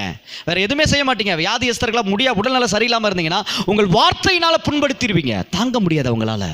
ஏன்னா அவங்களுக்குள்ள ஏற்கனவே என்ன இருக்கும்? வலி இருக்கும். ஐயோ, என்னால் இதை செய்ய முடியலையே, என்னால் உதவி செய்ய முடியலையே, குடும்பத்தை பார்க்க முடியலையே, நடத்த முடியலன்னு ஏற்கனவே வலியில் இருக்கிறவங்கள நீங்கள் மேலே மேலே காயப்படுத்தும் பொழுது வலி அதிகமாகும். பேசாமல் வாழ்வதா சாவதா, அவ்வளோதான். வாழலாமா சால்றதா, வாழ்வா சாவச்ச போய் சேர்ந்துடலாண்டா, சாகடிச்சிரும் வார்த்தை. புரியுதுங்களா? அப்போ அந்த மாதிரி மனநிலைக்கு நம்ம யாரும் என்ன பண்ணிடக்கூடாது, தள்ளிடக்கூடாது. ஏற்கனவே அவங்க வலி வேதனையில் இருக்கிறாங்க. அப்படிப்பட்டவங்கள நீங்கள் மேலே மேலே காயப்படுத்தாமல் இரக்கம் காட்டுங்க. உங்கள் குடும்பத்தில் யாராவது உடல்நலம் சரியில்லாமல் இருந்தால் அவங்க மேலே அதிக அக்கறை காட்டுங்க, அதிக இரக்கம் காட்டுங்க. நீங்கள் இரக்கம் காட்டும்பொழுது அவங்க சுகமாயிருவாங்க. அதான் உண்மை. நீங்கள் இரக்கம் காட்டும்போது சுகமாயிருவாங்க. அவங்க மனசு ஹீலிங் ஆயிடுச்சுனாலே உடம்பு ஹீலிங் ஆயிரும். ஆமென், பிரைஸ் தி லார்ட். சார் கர்த்தர் நல்லா வர இரக்கம். அடுத்து இரக்கம் நம்மளை என்ன பண்ணும் தெரியுமா? இரக்கம் நம்மளை ஆட்டோமேட்டிக்காக சுறுசுறுப்பாக வச்சிரும். என்னாக வச்சிரும்? சுறுசுறுப்பு. சொல்லுங்கள், சுறுசுறுப்பாக ஆக்கிரும். எப்படி தெரியுமா? அங்கே பாருங்கள், நீங்கள் தலைவலி தாங்க முடியல. ஒரு உதாரணத்துக்கு சொல்கிறேன், யாருக்கு தலைவலி வரக்கூடாது இயேசு நாமத்தில். உங்களுக்கு உதாரணத்துக்கு சொல்கிறேன், நல்லா கவனிங்க. ரொம்ப டயர்டாக இருக்கீங்க, அடித்து போட்ட மாதிரி இருக்குது, எழுந்து நடக்கவே முடியல, அப்படியே உட்காந்துடுறீங்க. தலையை பிடிச்சிட்டு நீங்கள் வலி வேதனையில் துடிக்கிறீங்க. உங்கள் கண்ணுக்கு முன்னாடி ஒரு குழந்தை, அந்த குழந்தைய நாய் துரத்துக்கிட்டு வந்து கடிக்க வருது. நீங்கள் என்ன பண்ணுவீங்க? தலையா வலியா? உங்களுக்கு இருக்கிற வலியை மறந்து ஓட ஆரம்பிப்பீங்க. பார்த்துருக்கீங்களா? இந்த நாயை அடித்து துரத்தி பிள்ளையை காப்பாற்றணும், என்ன கடிச்சாலும் பரவாயில்ல, பிள்ளைய லாவி பிடிச்சிருவீங்க. பார்த்துருக்கீங்களா? ஹலோ, புரியுதா? ஆட்டோமேட்டிக்காக சுறுசுறுப்பு வந்துடும். நான் சொல்கிறது புரியல? ஒருத்தர் மேலே நாம் காட்டுற இரக்கம் நம்மளை சுறுசுறுப்பாக, அப்படின்னா என்ன, வியாதி இல்லாமல் வாழ வைக்கும். ஆமென்னு சொல்லுங்களேன். அடுத்தவங்க மேலே இரக்கம் காட்டும் பொழுது நம்ம பலனடைய ஆரம்பிச்சிருவோம். நம்ம எலும்பு, நம்முடைய நரம்பு, நம்முடைய சதை, நம்முடைய உடல் உறுப்புகள் எல்லாம் பலனடையும். தன்னை போல ஒரு வீடியோ பார்த்தேன். ஒரு லேடி என்னன்னா இடு பிடிச்சிச்சு, குனிய சொன்னால் குனிய மாட்டுது, நிமிர சொன்னால் நிமிர மாட்டுது ஏங்குது. டாக்டர் என்ன பண்ணுறாரு, அந்த ஓரமாக போகிறாரு, ஒரு கட்டை எடுக்கிறாரு, ஓங்கி புறணிக்கு நேரம் அப்படி சுற்றுறாரு. விசுக்குன்னு கீழே குனிஞ்சிருச்சு அந்த அம்மா. குனிஞ்சிருச்சு. அப்புறம் எழுந்துட்டு இப்படிங்கிறது சரியாயிருச்சு, நீ போ அப்படிங்கிறாரு டாக்டர். சொல்றது புரியுதுங்களா? அப்போ பெருசாக நினச்சிக்கிட்டே இருந்தால் அப்படியே தான் உட்காந்துருக்கணும், ஒன்றுமே பண்ண முடியாது. ஆனால் நாம் அதை மறக்கும் பொழுது நம்மளை விட்டு அது போயிடும். எனக்கு இப்படி ஒரு பிரச்சனை இருக்குங்கிறத முதல்ல மறங்க. ஆவியானவருக்கு நன்றி, ஒரு விஷயத்தை ஞாபகப்படுத்துகிறார் பாருங்க. உங்களுக்கு ஏதாவது பிரச்சனையாக இருக்குன்னா அந்த பிரச்சனையை முதல்ல மறந்துருங்க. உங்கள் சரீரத்தில் பலவீனமாக மறந்துருங்க. குடும்பத்தில் பிரச்சனையாக மறந்துருங்க. கடனாக மறந்துருங்க. கடனா யார் சொன்னா அப்படின்னா என்ன அப்படிங்கிற அளவுக்கு மாறிக்குங்க. பிரைஸ் லார்ட் சொல்லுங்களேன். என்ன வயிற்று வலியா அப்படின்னா என்ன, கால் வலியா, இடுப்பு வலியா, அப்படிலாம் ஒன்றும் இல்லை. அதை மறந்து பழகுங்க. பிரச்சனையை மறங்க, அது உங்களை விட்டு ஓடிடும். அதுவே காரி துப்பிட்டு ஓடிடும். சை, நம்ம சரியில்லாத இடத்துக்கு வந்துட்டோம்டா, போலாண்டா அப்படின்னு கிளம்பிடும். ஆமேன்னு சொல்லுங்களேன். பிரைஸ் லார்ட் சொல்லுங்களேன். ஏன்னா பிரச்சனை யாரால வருது? பிசாசால. அவ்வளோதான். நான் மறுபடியும் சொல்கிறேன், பலவீனம் பிரச்சனை எல்லாம் பிசாசனால் வர்றது. நீங்கள் உங்களுக்குள்ளே இருக்கிற பிரச்சனையை மறந்துருங்க, அது உங்களை விட்டு மறைஞ்சு போயிடும். நீங்கள் மறந்தா அது மறையும். ஆமேன்னு சொல்லுங்கள். என் பிரச்சனையை நான் மறந்தா அது மறைஞ்சு போகும். இதெல்லாம் பஞ்சு டைலாக் மாதிரி பேசுங்க. எவனோ பஞ்சு டைலாக் பேசுகிறான். கர்த்தருடைய பிள்ளைங்க நீங்கள் பேசுங்க. ஆவியானவர் அள்ளி விடுறாரு, பிடிச்சிக்கங்க. ஸோ நீங்கள் பாட்டு 4 பேர்கிட்ட பேசும்போது சொல்லுங்கள், என் பிரச்சனையை நான் மறந்தா அது மறைஞ்சு போயிடும். சொல்லுங்கள் தைரியமாக. பிரைஸ் தி லார்ட், ஹல்லேலூயா. அப்புறம் நல்ல தேவன். ஆமென் சொல்லுங்களேன். அதனால் இரக்கம் நம்மளிடத்தில் ஏற்படும் பொழுது நமக்குள்ளே என்ன உண்டாயிரும்? சுறுசுறுப்பு உண்டாயிரும். நம்ம உண்மையிலே, நான் தான் சொல்கிறேன், நீங்கள் குழந்தைகளை போல் மாறிடுவீங்க. நீங்களாம் வயசானவங்களே கிடையாது. நான் சொல்லுவேன், உங்களுக்கெல்லாம் வயசு ஒரு மேட்ரே கிடையாது. ஆமென் சொல்லுங்கள். நான் எவ்வளோ பெரிய விஷயம் சொல்கிறேன், ஆமேன்னு சொல்ல மாட்டேறீங்களே. உங்களுக்கெல்லாம் வயசு ஒரு மேட்ரே கிடையாது. வயசை பற்றி இனிமேல் சிந்திக்கவே கூடாது. வயசாச்சுன்னா முதிர்வுனால ஏற்படுற என்ன முதிர்வாக இருந்தால் வியாதி வரும்னு யார் சொன்னால்? பைபிளில் சொல்லுதா? பைபிளில் வசனத்தை காட்டுங்க. வயசாயிருச்சுன்னா வியாதி வரும், வயசாச்சுன்னா முடியாமல் போகும். எங்கேயா சொல்லுங்கள். 120 வயதுலையும் மோசேக்கு கண்ணு பளிர்னு இருந்துச்சாமா, கண்ணாடியே போடலையாம்மா. பிரைஸ் லார்ட் சொல்லுங்களேன். 969 வருடம் நினைக்கிறேன் மெத்துசலா வாழ்ந்திருக்காரு. இன்னமும் காட்டுக்குள்ளே 200 வயசு 300 வயசு வரைக்கும் வாழ்கிறவங்க இன்னமும் இருக்காங்களாம். ஏன்? அவங்களுக்கு வியாதினா என்னன்னே தெரியலையாம். அதனால தான் சொல்கிறேன், பிரச்சனையை மறந்து வாழுங்க. உங்கள் பிரச்சனை மறைஞ்சு போயிடும். பிரச்சனையை மறந்தால் உங்கள் பிரச்சனை மறைஞ்சிரும். Price the Lord. அப்போ சுறுசுறுப்பாக இருக்கும். அடுத்து, மற்றவர்களின் துன்பங்களை அகற்றுவதற்கான பொறுப்பை ஏற்றுக்கொள்ள நம்மை உந்தும் சக்தியாக மாற்றிடும். மற்றவங்க மேலே இரக்கம் காட்டும் பொழுது அவங்க பிரச்சனை யார் மேலே விழுந்த கடமை? நம்ம மேலே விழுந்த கடமை. நம்ம மேலே அந்த ஆங்கிலத்தில் என்ன சொல்கிறது? என் மேலே விழுந்த கடமைக்கு ரெஸ்பெக்டா? அது என்ன வார்த்தை? அது என் மேலே விழுந்த, அது ஒரு பெரிய அடுத்தவங்களுக்கு இறக்கப்பட்டு அவங்களுக்கு ஒரு உதவி செய்கிறதில் அது என் மேலே விழுந்த கடமையாக எடுத்துக்கிட்டோம்னா அதை செய்யாமல் இருக்கவே மாட்டோம், செஞ்சுருவோம். பார்த்துக்கோங்க, செய்யாமல் இருக்கவே மாட்டோம், அதை செஞ்சுருவோம். சரி, அப்படி இருக்கும் பொழுது நமக்குள்ள ஒரு உந்து சக்தி உண்டாகுது. ஓகே. அடுத்து, நாம் செய்யும் உதவி குறைவானதாக இருக்கலாம். நீங்கள் செய்கிற உதவி 10 ரூபாய்க்கு இருக்கலாம், 1 ரூபா இருக்கலாம், 2 ரூபா இருக்கலாம். புரியுதுங்களா? சில இடத்துல 2 ரூபா 1 ரூபா உதவி செய்ய வேண்டிய சூழல் இருக்கும். பார்த்துருக்கீங்களா? பஸ்ஸில் ட்ராவல் பண்ணும்பொழுது டிக்கெட் எடுக்கும்பொழுது சிலர் காசு பத்தாது. நம்ம 1 ரூபா 2 ரூபா கொடுக்குற சூழலில் கூட நான் அனுபவிச்சிருக்கேன். நீங்கள் அனுபவிச்சிருக்கீங்களா? உண்மையிலே அதில் ஒரு சந்தோஷம் உண்டாகும். பார்த்துருக்கீங்களா? அவன் குறைவில் நம்ம உதவி செய்கிறோம். பிரைஸ் தி லார்ட் சொல்லுங்களேன். அப்போ குறைவானதாக இருக்கலாம் நீங்கள் செய்கிற உதவி. பாருங்கள், எனினும் நம்மால் முடிந்ததை செய்யணும். இருந்தால் தான் செய்வங்கிறது தப்பு, இருக்கிறதுல செய்வங்கிறது தான் சரி. என்னங்க அதை நீங்கள் செய்கிறீங்க, எனக்கு தெரியுது. ஏன்னா நான் அந்த சந்தோஷத்தை அனுபவிக்கிறேன்ல.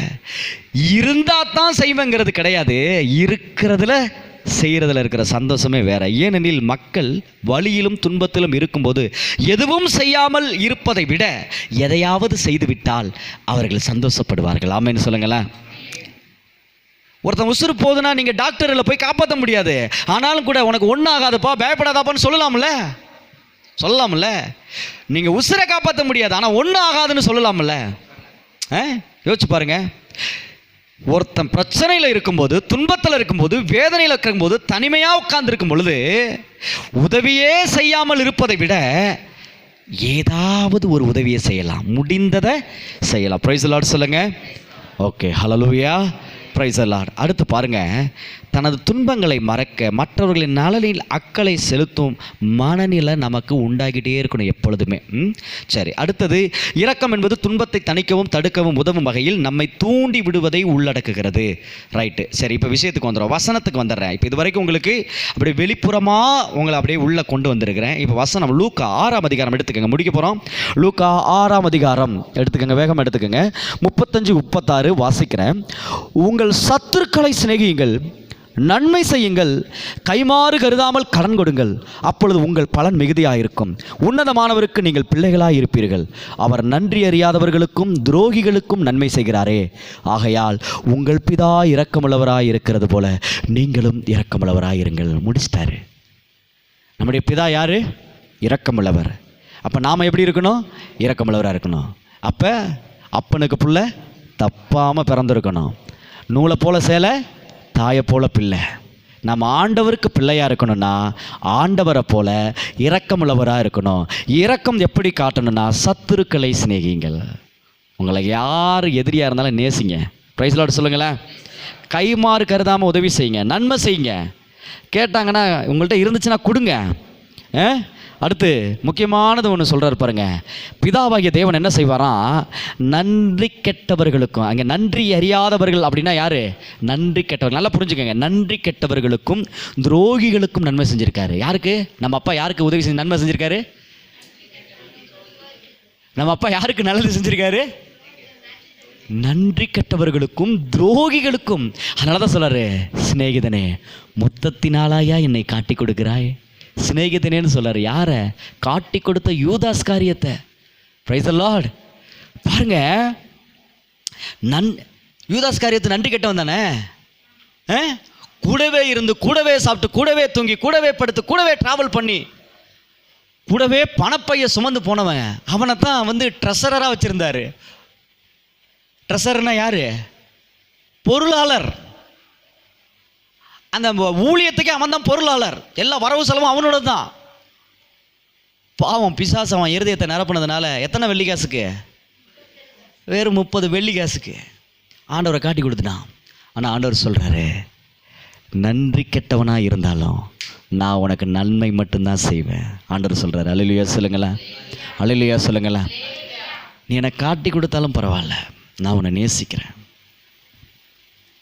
நிச்சயமாக ஆண்டவர் ஃபீல் பண்ணிப்பா, அவன் இப்படி செஞ்சுக்கிட்டானா, அச்சோ வருத்தப்பட்டிருப்பாரு. Price the Lord. நன்றி கெட்டவர்களுக்கும் துரோகிகளுக்கும் நன்மை செய்கிறவர் யாரு? யாரு? யாரு? காலரை தூக்கி விட்டு சொல்லுங்க, என் அப்பா. சொல்லுங்க, என் அப்பா. நன்றி கெட்டவர்களுக்கும் துரோகிகளுக்கும் நன்மை செய்கிறவர் என் அப்பாடா.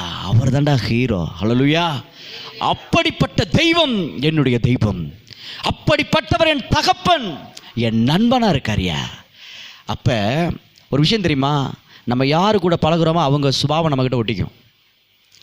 நீங்கள் இங்கே நம்ம சபையில் இந்த குடும்பத்தில் நீங்கள் இருக்கிற வரைக்கும் இங்கே இருக்கிற கேரக்டர் உங்கள்கிட்ட இருக்கும். நீங்கள் இதை விட்டு வேறு எங்கேயாவது ஒரு 2-3 வாரம் வெளியில் போயிட்டு வாங்கலை, அது கொஞ்சம் லைட்டாக உள்ளே எட்டி பார்க்கும். அப்பப்போ பார்த்துருக்கீங்களா? என்ன காரணம்னா, நம்ம எங்கே அதிகமாக அட்டாச்சாக இருக்கோமோ அங்கே இருக்கிறத நம்ம அப்படியே ஷக் பண்ணிக்குவோம், இழுத்துக்குவோம். அது நம்முடைய ஆவி அப்படி இழுத்துக்கும். நம்ம ஆவி இழுத்துக்கும். நம்ம ஆவியை அந்த மனசை நம்ப வைக்கும். மனசு நம்ப ஆரம்பிச்சிருச்சுன்னா இந்த சரீரம் அதன்படியே சொல்கிறதெல்லாம் கேட்கும். புரியுதுங்களா? அப்போ இந்த ஆவி எதை அதிகமாக கேட்குது? இப்போ நமக்கு யார் தகப்பனா இருக்கா? யார் தகப்பனா இருக்கா? யார் தகப்பனா இருக்கா? என்னங்க பேசுங்க, மறுபடியும் ஃப்ரீஸ் ஆகிட்டீங்களே. யார் தகப்பனா இருக்கா? இயேசு கிறிஸ்து என் தகப்பனா இருக்காரு. அப்ப அவர் என்ன பண்றாரு? நன்றி கெட்டவர்களுக்கும் துரோகிகளுக்கும் நல்லது செய்யறாரு. அப்ப நாம என்னதான் பண்ணணும்? நன்றி கெட்டவர்களுக்கும் துரோகிகளுக்கும் நன்மை செய்யணும். அதுக்கு பேர் தான் இரக்கம். புரிஞ்சுச்சா? இது வரைக்கும் பலவித இரக்கம் சொன்னேன். இப்போ சொன்ன இரக்கம் கொஞ்சம் கஷ்டமாக இருக்கும், ஆனால் அதுதான் உண்மையான இரக்கமே. ஆமேன்னு சொல்லுங்களேன். எல்லாரும் மேலேயும் இறக்கப்படுங்க. முக்கியமாக நன்றி கெட்டவர்களுக்கும் துரோகிகளுக்கும் இறக்கப்படுங்க. ஆமேன்னு சொல்லுங்களேன். இருக்காங்களா உங்கள் வாழ்க்கையில்? இருக்காங்களா? நன்றி கெட்டவர்கள் இருக்காங்களா? துரோகிகள் இருக்காங்களா? இருந்தாங்களா? இருந்தாங்களா? இப்போ இல்லை சொல்லலாம், இருந்தாங்கல்ல. ஆனால் அவங்கள ஒரு ஓரமாக ஒதுக்கி வச்சிருக்கிறீங்கல்ல. நான் என்ன சொல்கிறேன், அவங்களுக்கு நன்மை செய்யுங்க, அவங்களுக்கு நன்மை செய்யுங்க. அவனுக்கும் வலி இருக்கும், அவனுக்கும் வேதனை இருக்கும், அவங்களும் ஒரு நாள் ஓரமாக உட்காந்துருப்பாங்க. அவங்கள்ட்ட சொல்லுங்கள், கவலைப்படாத, உன் வாழ்க்கையில் எல்லாம் மாறும். என் வாழ்க்கையில் மாறுனுச்சு, உன் வாழ்க்கையிலையும் மாறும். இயேசு உன் வாழ்க்கையில் வெளிச்சத்தை உண்டாக்குவார், நன்மையை உண்டாக்குவார், நீ உயர்வுக்கு வருவாய், அவரை நம்பு. சொல்லுங்க, உங்கள் துக்கம் சந்தோஷமாய் மாறும். Praise the lord. உங்களால் முடிந்ததை கொடுத்து உதவி செய்யுங்க. Praise the lord. Thank you Jesus. Hallelujah. கர்த்தர் நல்லவர். அதனால் முக்கியமாக இன்றைக்கி ஃபைனலாக கன்க்ளூட் என்ன, இன்றைக்கி ராஜ்யத்தின் கலாச்சாரத்தில் இறுதியாக இரக்கமுள்ளவர்கள் இரக்கம் பெறுவார்கள். இதை ஃபைனலாக கொண்டு வந்து முடிக்கிற ஒரு விஷயம் என்னென்னா, யாருக்கு? நன்றி கெட்டவர்களுக்கும் துரோகிகளுக்கும் நன்மை செய்வதே இரக்கம். அப்படிப்பட்டவர் மேலே இறக்கப்பட்டோம்னா, அவங்களுக்கு நன்மை செஞ்சோம்னா நாம் இரக்கமுள்ளவங்களாக இருப்போம். நாம் தான் பாக்கியவான் ஆட்டோமேட்டிக்காக. நம்ம ஏன்னா ஒன்றுமே இல்லை, நான் உங்கள்கிட்ட ஒரே ஒரு கேள்வி கேட்குறேன், முடிக்கிறேன், அவ்வளோதான். ஒரே ஒரு லாஸ்ட் ஃபைனல் கொஸ்டின் என்ன அப்படின்னா, நமக்கு நன்றி கெட்டவர்கள் துரோகிகள் ஒரு நாள் இருந்தாங்களா இல்லையா? இருந்தாங்களா இல்லையா? இருந்தாங்களா இல்லை? என்னக்கா ஒரு மாதிரியா பார்க்குறீங்க? இருந்தாங்களா இல்லையா? நம்மக்கிட்ட எல்லாத்தையும் வாங்கிக்கிட்டு நன்றி கெட்டவங்களாம் நமக்கு ஒரு ரிப்ளை, ஒரு மதிக்காமல் கண்டுக்காமல் இருக்கிறவங்களும் இருப்பாங்க. துரோகிகள், நமக்கு துரோகம் பண்ணவங்களும் இருப்பாங்க. நல்லா கவனிங்க. நாம் இந்த கேள்வி தான் ரொம்ப முக்கியம், நல்லா கவனிச்சுக்கோங்க. நாம் யாரோ ஒருத்தருக்கு நன்றி கெட்டவங்களா இருந்தோமா? என்ன, நானாக இருந்திருக்கேன்ப்பா, நீங்கள் ஒத்துக்கிட்டாலும் சரி ஒத்துக்கலனாலும் சரிப்பா, நான் ஆண்டவருக்கு முன்னாடி நிற்கிறேன், அவர் பார்த்துட்ருக்காரு. அங்கே அவர் ஸ்கேனுக்கெல்லாம் தப்பிக்கவே முடியாது. மிலிட்ரி ஸ்கேனில் கூட தப்பிச்சிடலாம், ரேடாரில் கூட தப்பிச்சிடலாம், அவருடைய ஸ்கேனிங்கில் தப்பிக்கவே முடியாது. நான் ஒத்துக்குவேன். உங்கள்கிட்ட நீங்கள் இருந்திருக்கீங்களா? யாருக்காவது நன்றி கேட்டவங்களா இருந்திருக்கீங்களா? யாருக்காவது துரோகிகளாக இருந்திருக்கீங்களா? எப்படி நமக்கு நன்றி கெட்டவங்க இருக்காங்க, துரோகிங்க இருந்தாங்கன்னு நம்ம ஒத்துக்கிட்டோமோ, அதே போல் நாமளும் நிச்சயமாக எங்கேயோ ஒரு இடத்துல தவறு இருப்போம். நன்றி கெட்டவங்களா துரோகிகளாக இருந்திருப்போம். இல்லைனாலும் சொல்ல முடியாது, பார்த்துக்கோங்க. நம்மளை அறியாமலே நம்ம இருந்திருப்போம். நம்ம வேணால் தெரியாமல் இருந்திருக்கலாம், மறந்து போயிருக்கலாம். நம்மளை அறியாமலே நம்ம இருந்திருப்போம். யாரோ ஒருத்தருக்கு நன்றி கெட்டவங்களாக இருந்திருப்போம், யாரோ ஒருத்தவங்களுக்கு துரோகிகளாக இருந்திருப்போம். இல்லைன்னாலாம் சொல்ல முடியாது, எங்கேயோ இருக்கும். நீங்கள் வீட்டில் உட்காந்து கூட யோசிச்சு பாருங்கள், தெரியும். பிரைஸ் தி லார்ட் சொல்லுங்களேன். நான் உங்களை வந்து கட்டாயப்படுத்தலை, ஆனால் நான் ஓப்பன் ஸ்டேட்மெண்ட் சொல்கிறேன். நான் இருந்திருக்கேன், நன்றி கெட்டவனாக இருந்திருக்கேன், துரோகியாக நான் இருந்திருக்கேன். நான்லாம் வந்து பர்ஃபெக்டெல்லாம் சொல்லவே மாட்டேன்.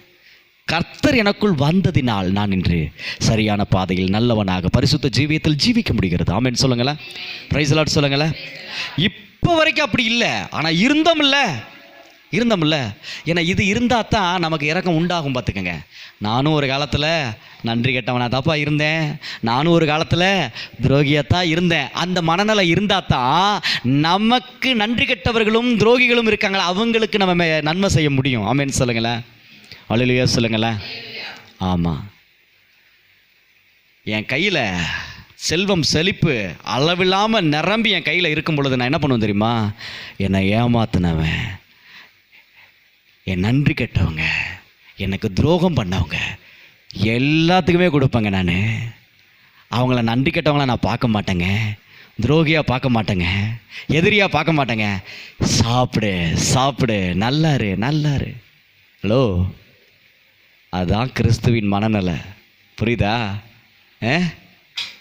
ஹல்லேலூயா, ஹல்லேலூயா.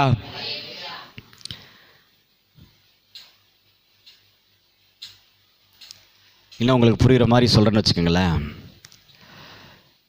இப்போ கொஞ்சம் பேர் உட்காந்துருக்கிறீங்க, திடீர்னு என் கையில் ஒரு 50 லட்ச ரூபா கையில் இருக்குதுன்னு வச்சுக்கோங்க. உதாரணத்துக்கு சொல்கிறேன், நல்லா கேளுங்க. நீங்களாம் ரெகுலராக சர்ச்சுக்கு வந்துட்டுருக்கிறீங்க, அட்டெண்டன்ஸ் போட்டுட்ருக்கிறேன். இப்போ உங்கள் எல்லாத்துக்கும் என்ன பண்ணுறேன், ஆளுக்கு 5-5 லட்சம் அப்படியே கொடுக்குறேன், கையில் கொடுக்குறேன். என்ன, 5-5 லட்சம் கையில் கொடுக்குறேன். நல்லா இருங்க, சந்தோஷமாக இருங்க, கடனெலாம் அடைச்சிட்டு ஜாலியாக இருங்க சொல்லி கொடுக்குறேன். சரியா? ஆரம்பத்தில் சர்ச்சுக்கு ஒரே ஒரு வாரம் வந்துட்டு பணம் கொடுக்குற அன்னைக்கு திடீர்னு ஒருத்தர் வந்து எட்டி பார்க்குறாரு. அதுக்கு இடையில சர்ச்சுக்கே வந்ததில்லை. அவங்க என்ன பண்ணுவோம் தெரியுமா? நீ வந்துட்ட, உன்னை சும்மா அனுப்ப மாட்டேன், இந்த ஒரு 1 லட்ச ரூபா, நல்லாரு. பிரைஸ் தி லார்ட் சொல்லுங்களேன். சொல்ல முடியாது. அவங்களுக்கும் 5 லட்சம் கொடுத்தாலும் கொடுப்பேன். ஏன்னா ஏற்கனவே இயேசு சொல்லியிருக்காரு. ஒருத்தனை போய் வேலைக்கு கூட்டு வந்தாராம். ஒரு கதை சொல்கிறாரு. கூட்டு வந்து காலையிலேருந்து சாயங்காலம் வரைக்கும் வேலை செய்யணும், உனக்கு 1 ரூபா கூலின்னு சொல்கிறாராம். சரிங்க ஆண்டவரே செய்கிறேன் அப்படின்னு வேலை செய்கிறான். ஒருத்தன் சாயங்காலமாக வரான் வேலைக்கு ஒருத்தன் சாயங்காலமாக வந்து ஒரு மணி நேரம் தான் வேலை செய்கிறான். அவனுக்கு 1 ரூபா கொடுக்குறாரு. இந்த காலையில் வந்தான் பார்த்தீங்களா, அவன் கேட்குறான், என்ன ஆண்டவரே மனசாட்சியே இல்லை அவனுக்கு, காலையிலேருந்து சாயங்காலம் வரைக்கும் வேலை செய்கிறேன், எனக்கும் 1 ரூபா அவனுக்கு 1 ரூபா. நான் உங்ககிட்ட என்ன பேசுனேன்?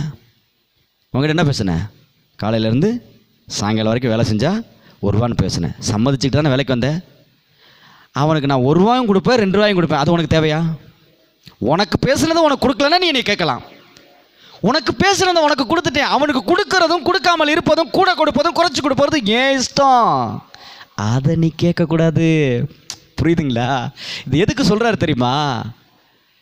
உனக்கு கிடைக்கிறது போதும். அதுக்கு தான் சில வாரங்களுக்கு முன்னாடி ஒரு செய்தி சொன்ன ஞாபகம் இருக்குங்களா? சில வாரத்துக்கு முன்னாடி சில செய்தி சொன்ன ஞாபகம் இருக்குங்களா? அதாவது உன்னை விட நான் பெரிய ஆள் ஆவங்கிற எண்ணம் நமக்கு வரக்கூடாது, என்னை விட அவன் பெரிய ஆள் ஆயிட்டாங்கிற எண்ணமும் வரக்கூடாது. இதுதான் கிறிஸ்துவின் சிந்தை. புரியுதுங்களா? அப்படிப்பட்ட தகப்பனுக்கு நம்ம பிள்ளையார். அதனால் உங்களுக்கு அந்த மனநிலை வந்துடக்கூடாது. யாருக்குமே அந்த கேள்வி வந்துடக்கூடாது. இத்தனை வாரம் சர்ச்சுக்கு வரல, நெட்டி கூட பார்க்கலாம், ஏன் பாஸ்டர் அவங்களுக்கு ஏப்பா கொடுத்தீங்க அப்படின்னு பார்த்து என்ன பண்ணிடக்கூடாது, கேட்டக்கூடாது, ஃபீல் பண்ணிடக்கூடாது. Price the Lord. நம்ம வன்கணனா இருக்கக்கூடாது. ஆண்டவரே தயாளனா இருக்கையில் நீ வன்கணனாய் இருக்கலாமா கேட்குறாரு. உனக்கு வேண்டியது என்ன? உனக்கு கிடைக்கிறது கிடைச்சிச்சா, சந்தோஷமா போ. அவனுக்கு என்ன வேணாலும் கொடுத்துட்டு போட்டு விடு, நல்லா இருந்துட்டு போட்டு. அதுக்கப்புறம் ரெகுலராக வர போகிறான். இப்போ என்னப்பா ஏன் கொடுக்குறாரு தெரியுமா? இதுக்கப்புறமாவது அவன் ரெகுலராக வருவான்னு தான் கொடுக்குறாரு. பிரைஸ் தி லார்ட் சொல்லுங்களேன். உன்னை நான் இழந்துடக்கூடாதுடா அப்படிங்கிறதுக்கு தான் கொடுக்குறாரு. ஆமென் சொல்லுங்களேன். பிரைஸ் தி லார்ட் சொல்லுங்களேன். இது எதுக்கு சொல்ல வந்தேன்? யாராக இருந்தாலும், நன்றி கெட்டவங்களாக இருந்தாலும், துரோகிகளாக இருந்தாலும், அவங்களுக்கு நம்ம என்ன தான் செய்யணும்? நல்லது தான் செய்யணும். ஆமென் சொல்லுங்களேன். மனநிலைக்கு வந்துட்டிங்களா? ஆமாம். நான் முடிவு பண்ணேன், சில இடங்கள்லாம் நம்மளை மதித்தாலும் மதிக்கலைனாலும் நாம் போகணும். பத்திரிக்கை வச்சாலும் வைக்கலைனாலும் போகணும். போய் மொய்யை வச்சுட்டு சாப்பிட்டுட்டு வரணுங்கிறேன். அப்புறம் உட்காந்து யோசிக்கணும், ஐயோ இந்த மனுஷனுக்கு பத்திரிக்கை வைக்காமல் போயிட்டேனடா அப்படின்னு. அவன் அதுக்கப்புறம் உட்காந்து ஃபீல் பண்ணணும், கூப்பிட்டு சொல்லணும், ஐயா மன்னிச்சிருங்கன்னு சொல்லணும். அம்மா நான் மன்னிப்பெல்லாம் கேட்க வேண்டாம், சொல்கிறேன். ஆட்டோமேட்டிக்காக அந்த மனநிலை வந்துடும் அவங்களுக்குள்ள. பிரைஸ் தி லார்ட் சொல்லுங்களேன். ஹல்லேலூயா சொல்லுங்களேன். ஏன்னா சில இடத்துல மொய் வைக்கிறதுக்கு தகுந்த மாதிரி தான் மதிப்பு இருக்கும். நடந்திருக்கா? ஆனால் அந்த மாதிரி இடங்களில் திடீர்னு போய் சும்மா லம்பாக ஒரு அமௌண்ட்டை வச்சுட்டு வந்தோம்னா எப்படி இருக்கும்? அவன் நம்மளை மதிக்கணுங்கிறதுக்கு இல்லை, நான் எந்த வகையிலையும் நான் உன்னை நேசிக்கிறேன் அப்படிங்கிறத காட்டுறதுக்கு தான். ஆமென் சொல்லுங்களேன். நீ என்னை வெறுத்தாலும் நான் உன்னை வெறுக்க மாட்டேன்டா, நான் உன்னை நேசிப்பேன்டா. Price the Lord. ஆமென். அதனால் இன்னைக்கு ராஜ்யத்தின் கலாச்சாரத்தில் மறந்துடாதீங்க, நன்றி கெட்டவர்கள் துரோகிகள் யார் இருந்தாலும் அவங்களுக்கு நன்மை செய்யுங்க. ஏன்னா நாங்களும் ஒரு காலத்தில் நன்றி கெட்டவர்களாகவும் துரோகிகளாகவும் இருந்தோம், தேவனிடத்திலிருந்து நன்மையை பெற்றுக்கொண்டுட்டோம். உண்மைதானே? இந்த நன்றி கெட்டவங்களுக்கு, இந்த துரோகிகளுக்கு ஆண்டவர் நன்மை செய்தார். அப்போ நமக்கிட்ட நன்றி கெட்டவர்களாக துரோகிகளாக இருக்கணும், நம்ம நன்மை செய்யணுமா வேண்டாமா? செய்யணும். இன்றைக்கி நீங்கள் அதை உறுதிமொழி எடுத்துக்கங்க. பிரைஸ் தி லார்ட் சொல்லுங்களேன். பிரைஸ் தி லார்ட் சொல்லுங்களேன். சொல்லுங்கள். இன்றைக்கி ராஜ்யத்தின் கலாச்சாரம் 5 நம்ம தியானிச்சிருக்கோம். என் கூட சேர்ந்து சொல்லுங்கள். நன்றி கெட்டவர்களுக்கும் துரோகிகளுக்கும் நான் நன்மை செய்வேன். என் தேவன் தயாளனாய் இருக்கிறபடியினால் நானும் தயாளனாய் இருப்பேன். ஆமென். என் ஆத்துமாவே கர்த்தரை ஸ்தோத்திரி, என் முழு உள்ளமே அவருடைய பரிசுத்த நாமத்தை ஸ்தோத்திரி. என் ஆத்துமாவே கர்த்தரை ஸ்தோத்திரி, கர்த்தர் செய்த சகல உபகாரங்களையும் மறவாதே. ஆமென். நம்முடைய கர்த்தராகிய இயேசு கிறிஸ்துவினால் நமக்கு ஜெயம் கொடுத்த தேவனுக்கு, நம்முடைய கர்த்தராகிய இயேசு கிறிஸ்துவினால் நமக்கு ஜெயம் கொடுத்த தேவனுக்கு, நம்முடைய கர்த்தராகிய இயேசு கிறிஸ்துவினால் நமக்கு ஜெயம் கொடுத்த தேவனுக்கு, கர்த்தர் உங்களை ஆசீர்வதித்து உங்களை காக்க கடவர். கர்த்தர் தம்முடைய முகத்தை உங்கள் மேல் பிரகாசிக்க பண்ணி உங்கள் மேல் கிருபையாயிருக்க கடவர். கர்த்தர் தம்முடைய முகத்தை உங்கள் மேல் பிரசன்னமாக்கி உங்களுக்கு சமாதானம் கட்டளையிட கடவர். சத்தமாக சொல்லுங்க ஆமென். நம்முடைய கர்த்தராகிய இயேசு கிறிஸ்துவினுடைய கிருபையும் பிதாவாகிய தேவனுடைய அன்பும் பரிசுத்த ஆவியினுடைய அந்யோன்ய ஐக்கியம் நம் அனைவரோடும் கூட இருப்பதாக. Hallelujah, hallelujah, hallelujah. Praise the lord. பக்கத்தில் இருக்கவங்கள பார்த்து சொல்லுங்கள், நான் சொல்கிறத சொல்லுங்கள். பக்கத்தில் இருக்கவங்கள பார்த்து சொல்லுங்கள், உங்களுக்கு நன்றி கெட்டவங்க யாராவது இருந்தால் அவங்களுக்கு நன்மை செய்யுங்க. உங்களுக்கு துரோகிகள் யாராவது இருந்தால் அவங்களுக்கும் நன்மை செய்யுங்க. God bless you. மனதார உங்களை ஆசீர்வதிக்கிறேன், மனதார வாழ்த்துறேன். நீங்கள் நல்லா இருப்பீங்க, நீங்கள் சுகமாக இருப்பீங்க, நீங்கள் ஆரோக்கியமாக இருப்பீங்க, நீங்கள் செழிப்பாக இருப்பீங்க, நீங்கள் சிறப்பாக இருப்பீங்க. எதை பற்றியும் கவலைப்படாதீங்க, ஹாப்பியாக இருங்க, ஜாலியாக இருங்க. என்ன சத்தத்தை குறைச்சிட்டீங்க? சொல்லுங்கள், ஜாலியாக இருங்க, என்ஜாய் பண்ணுங்க. Price the Lord.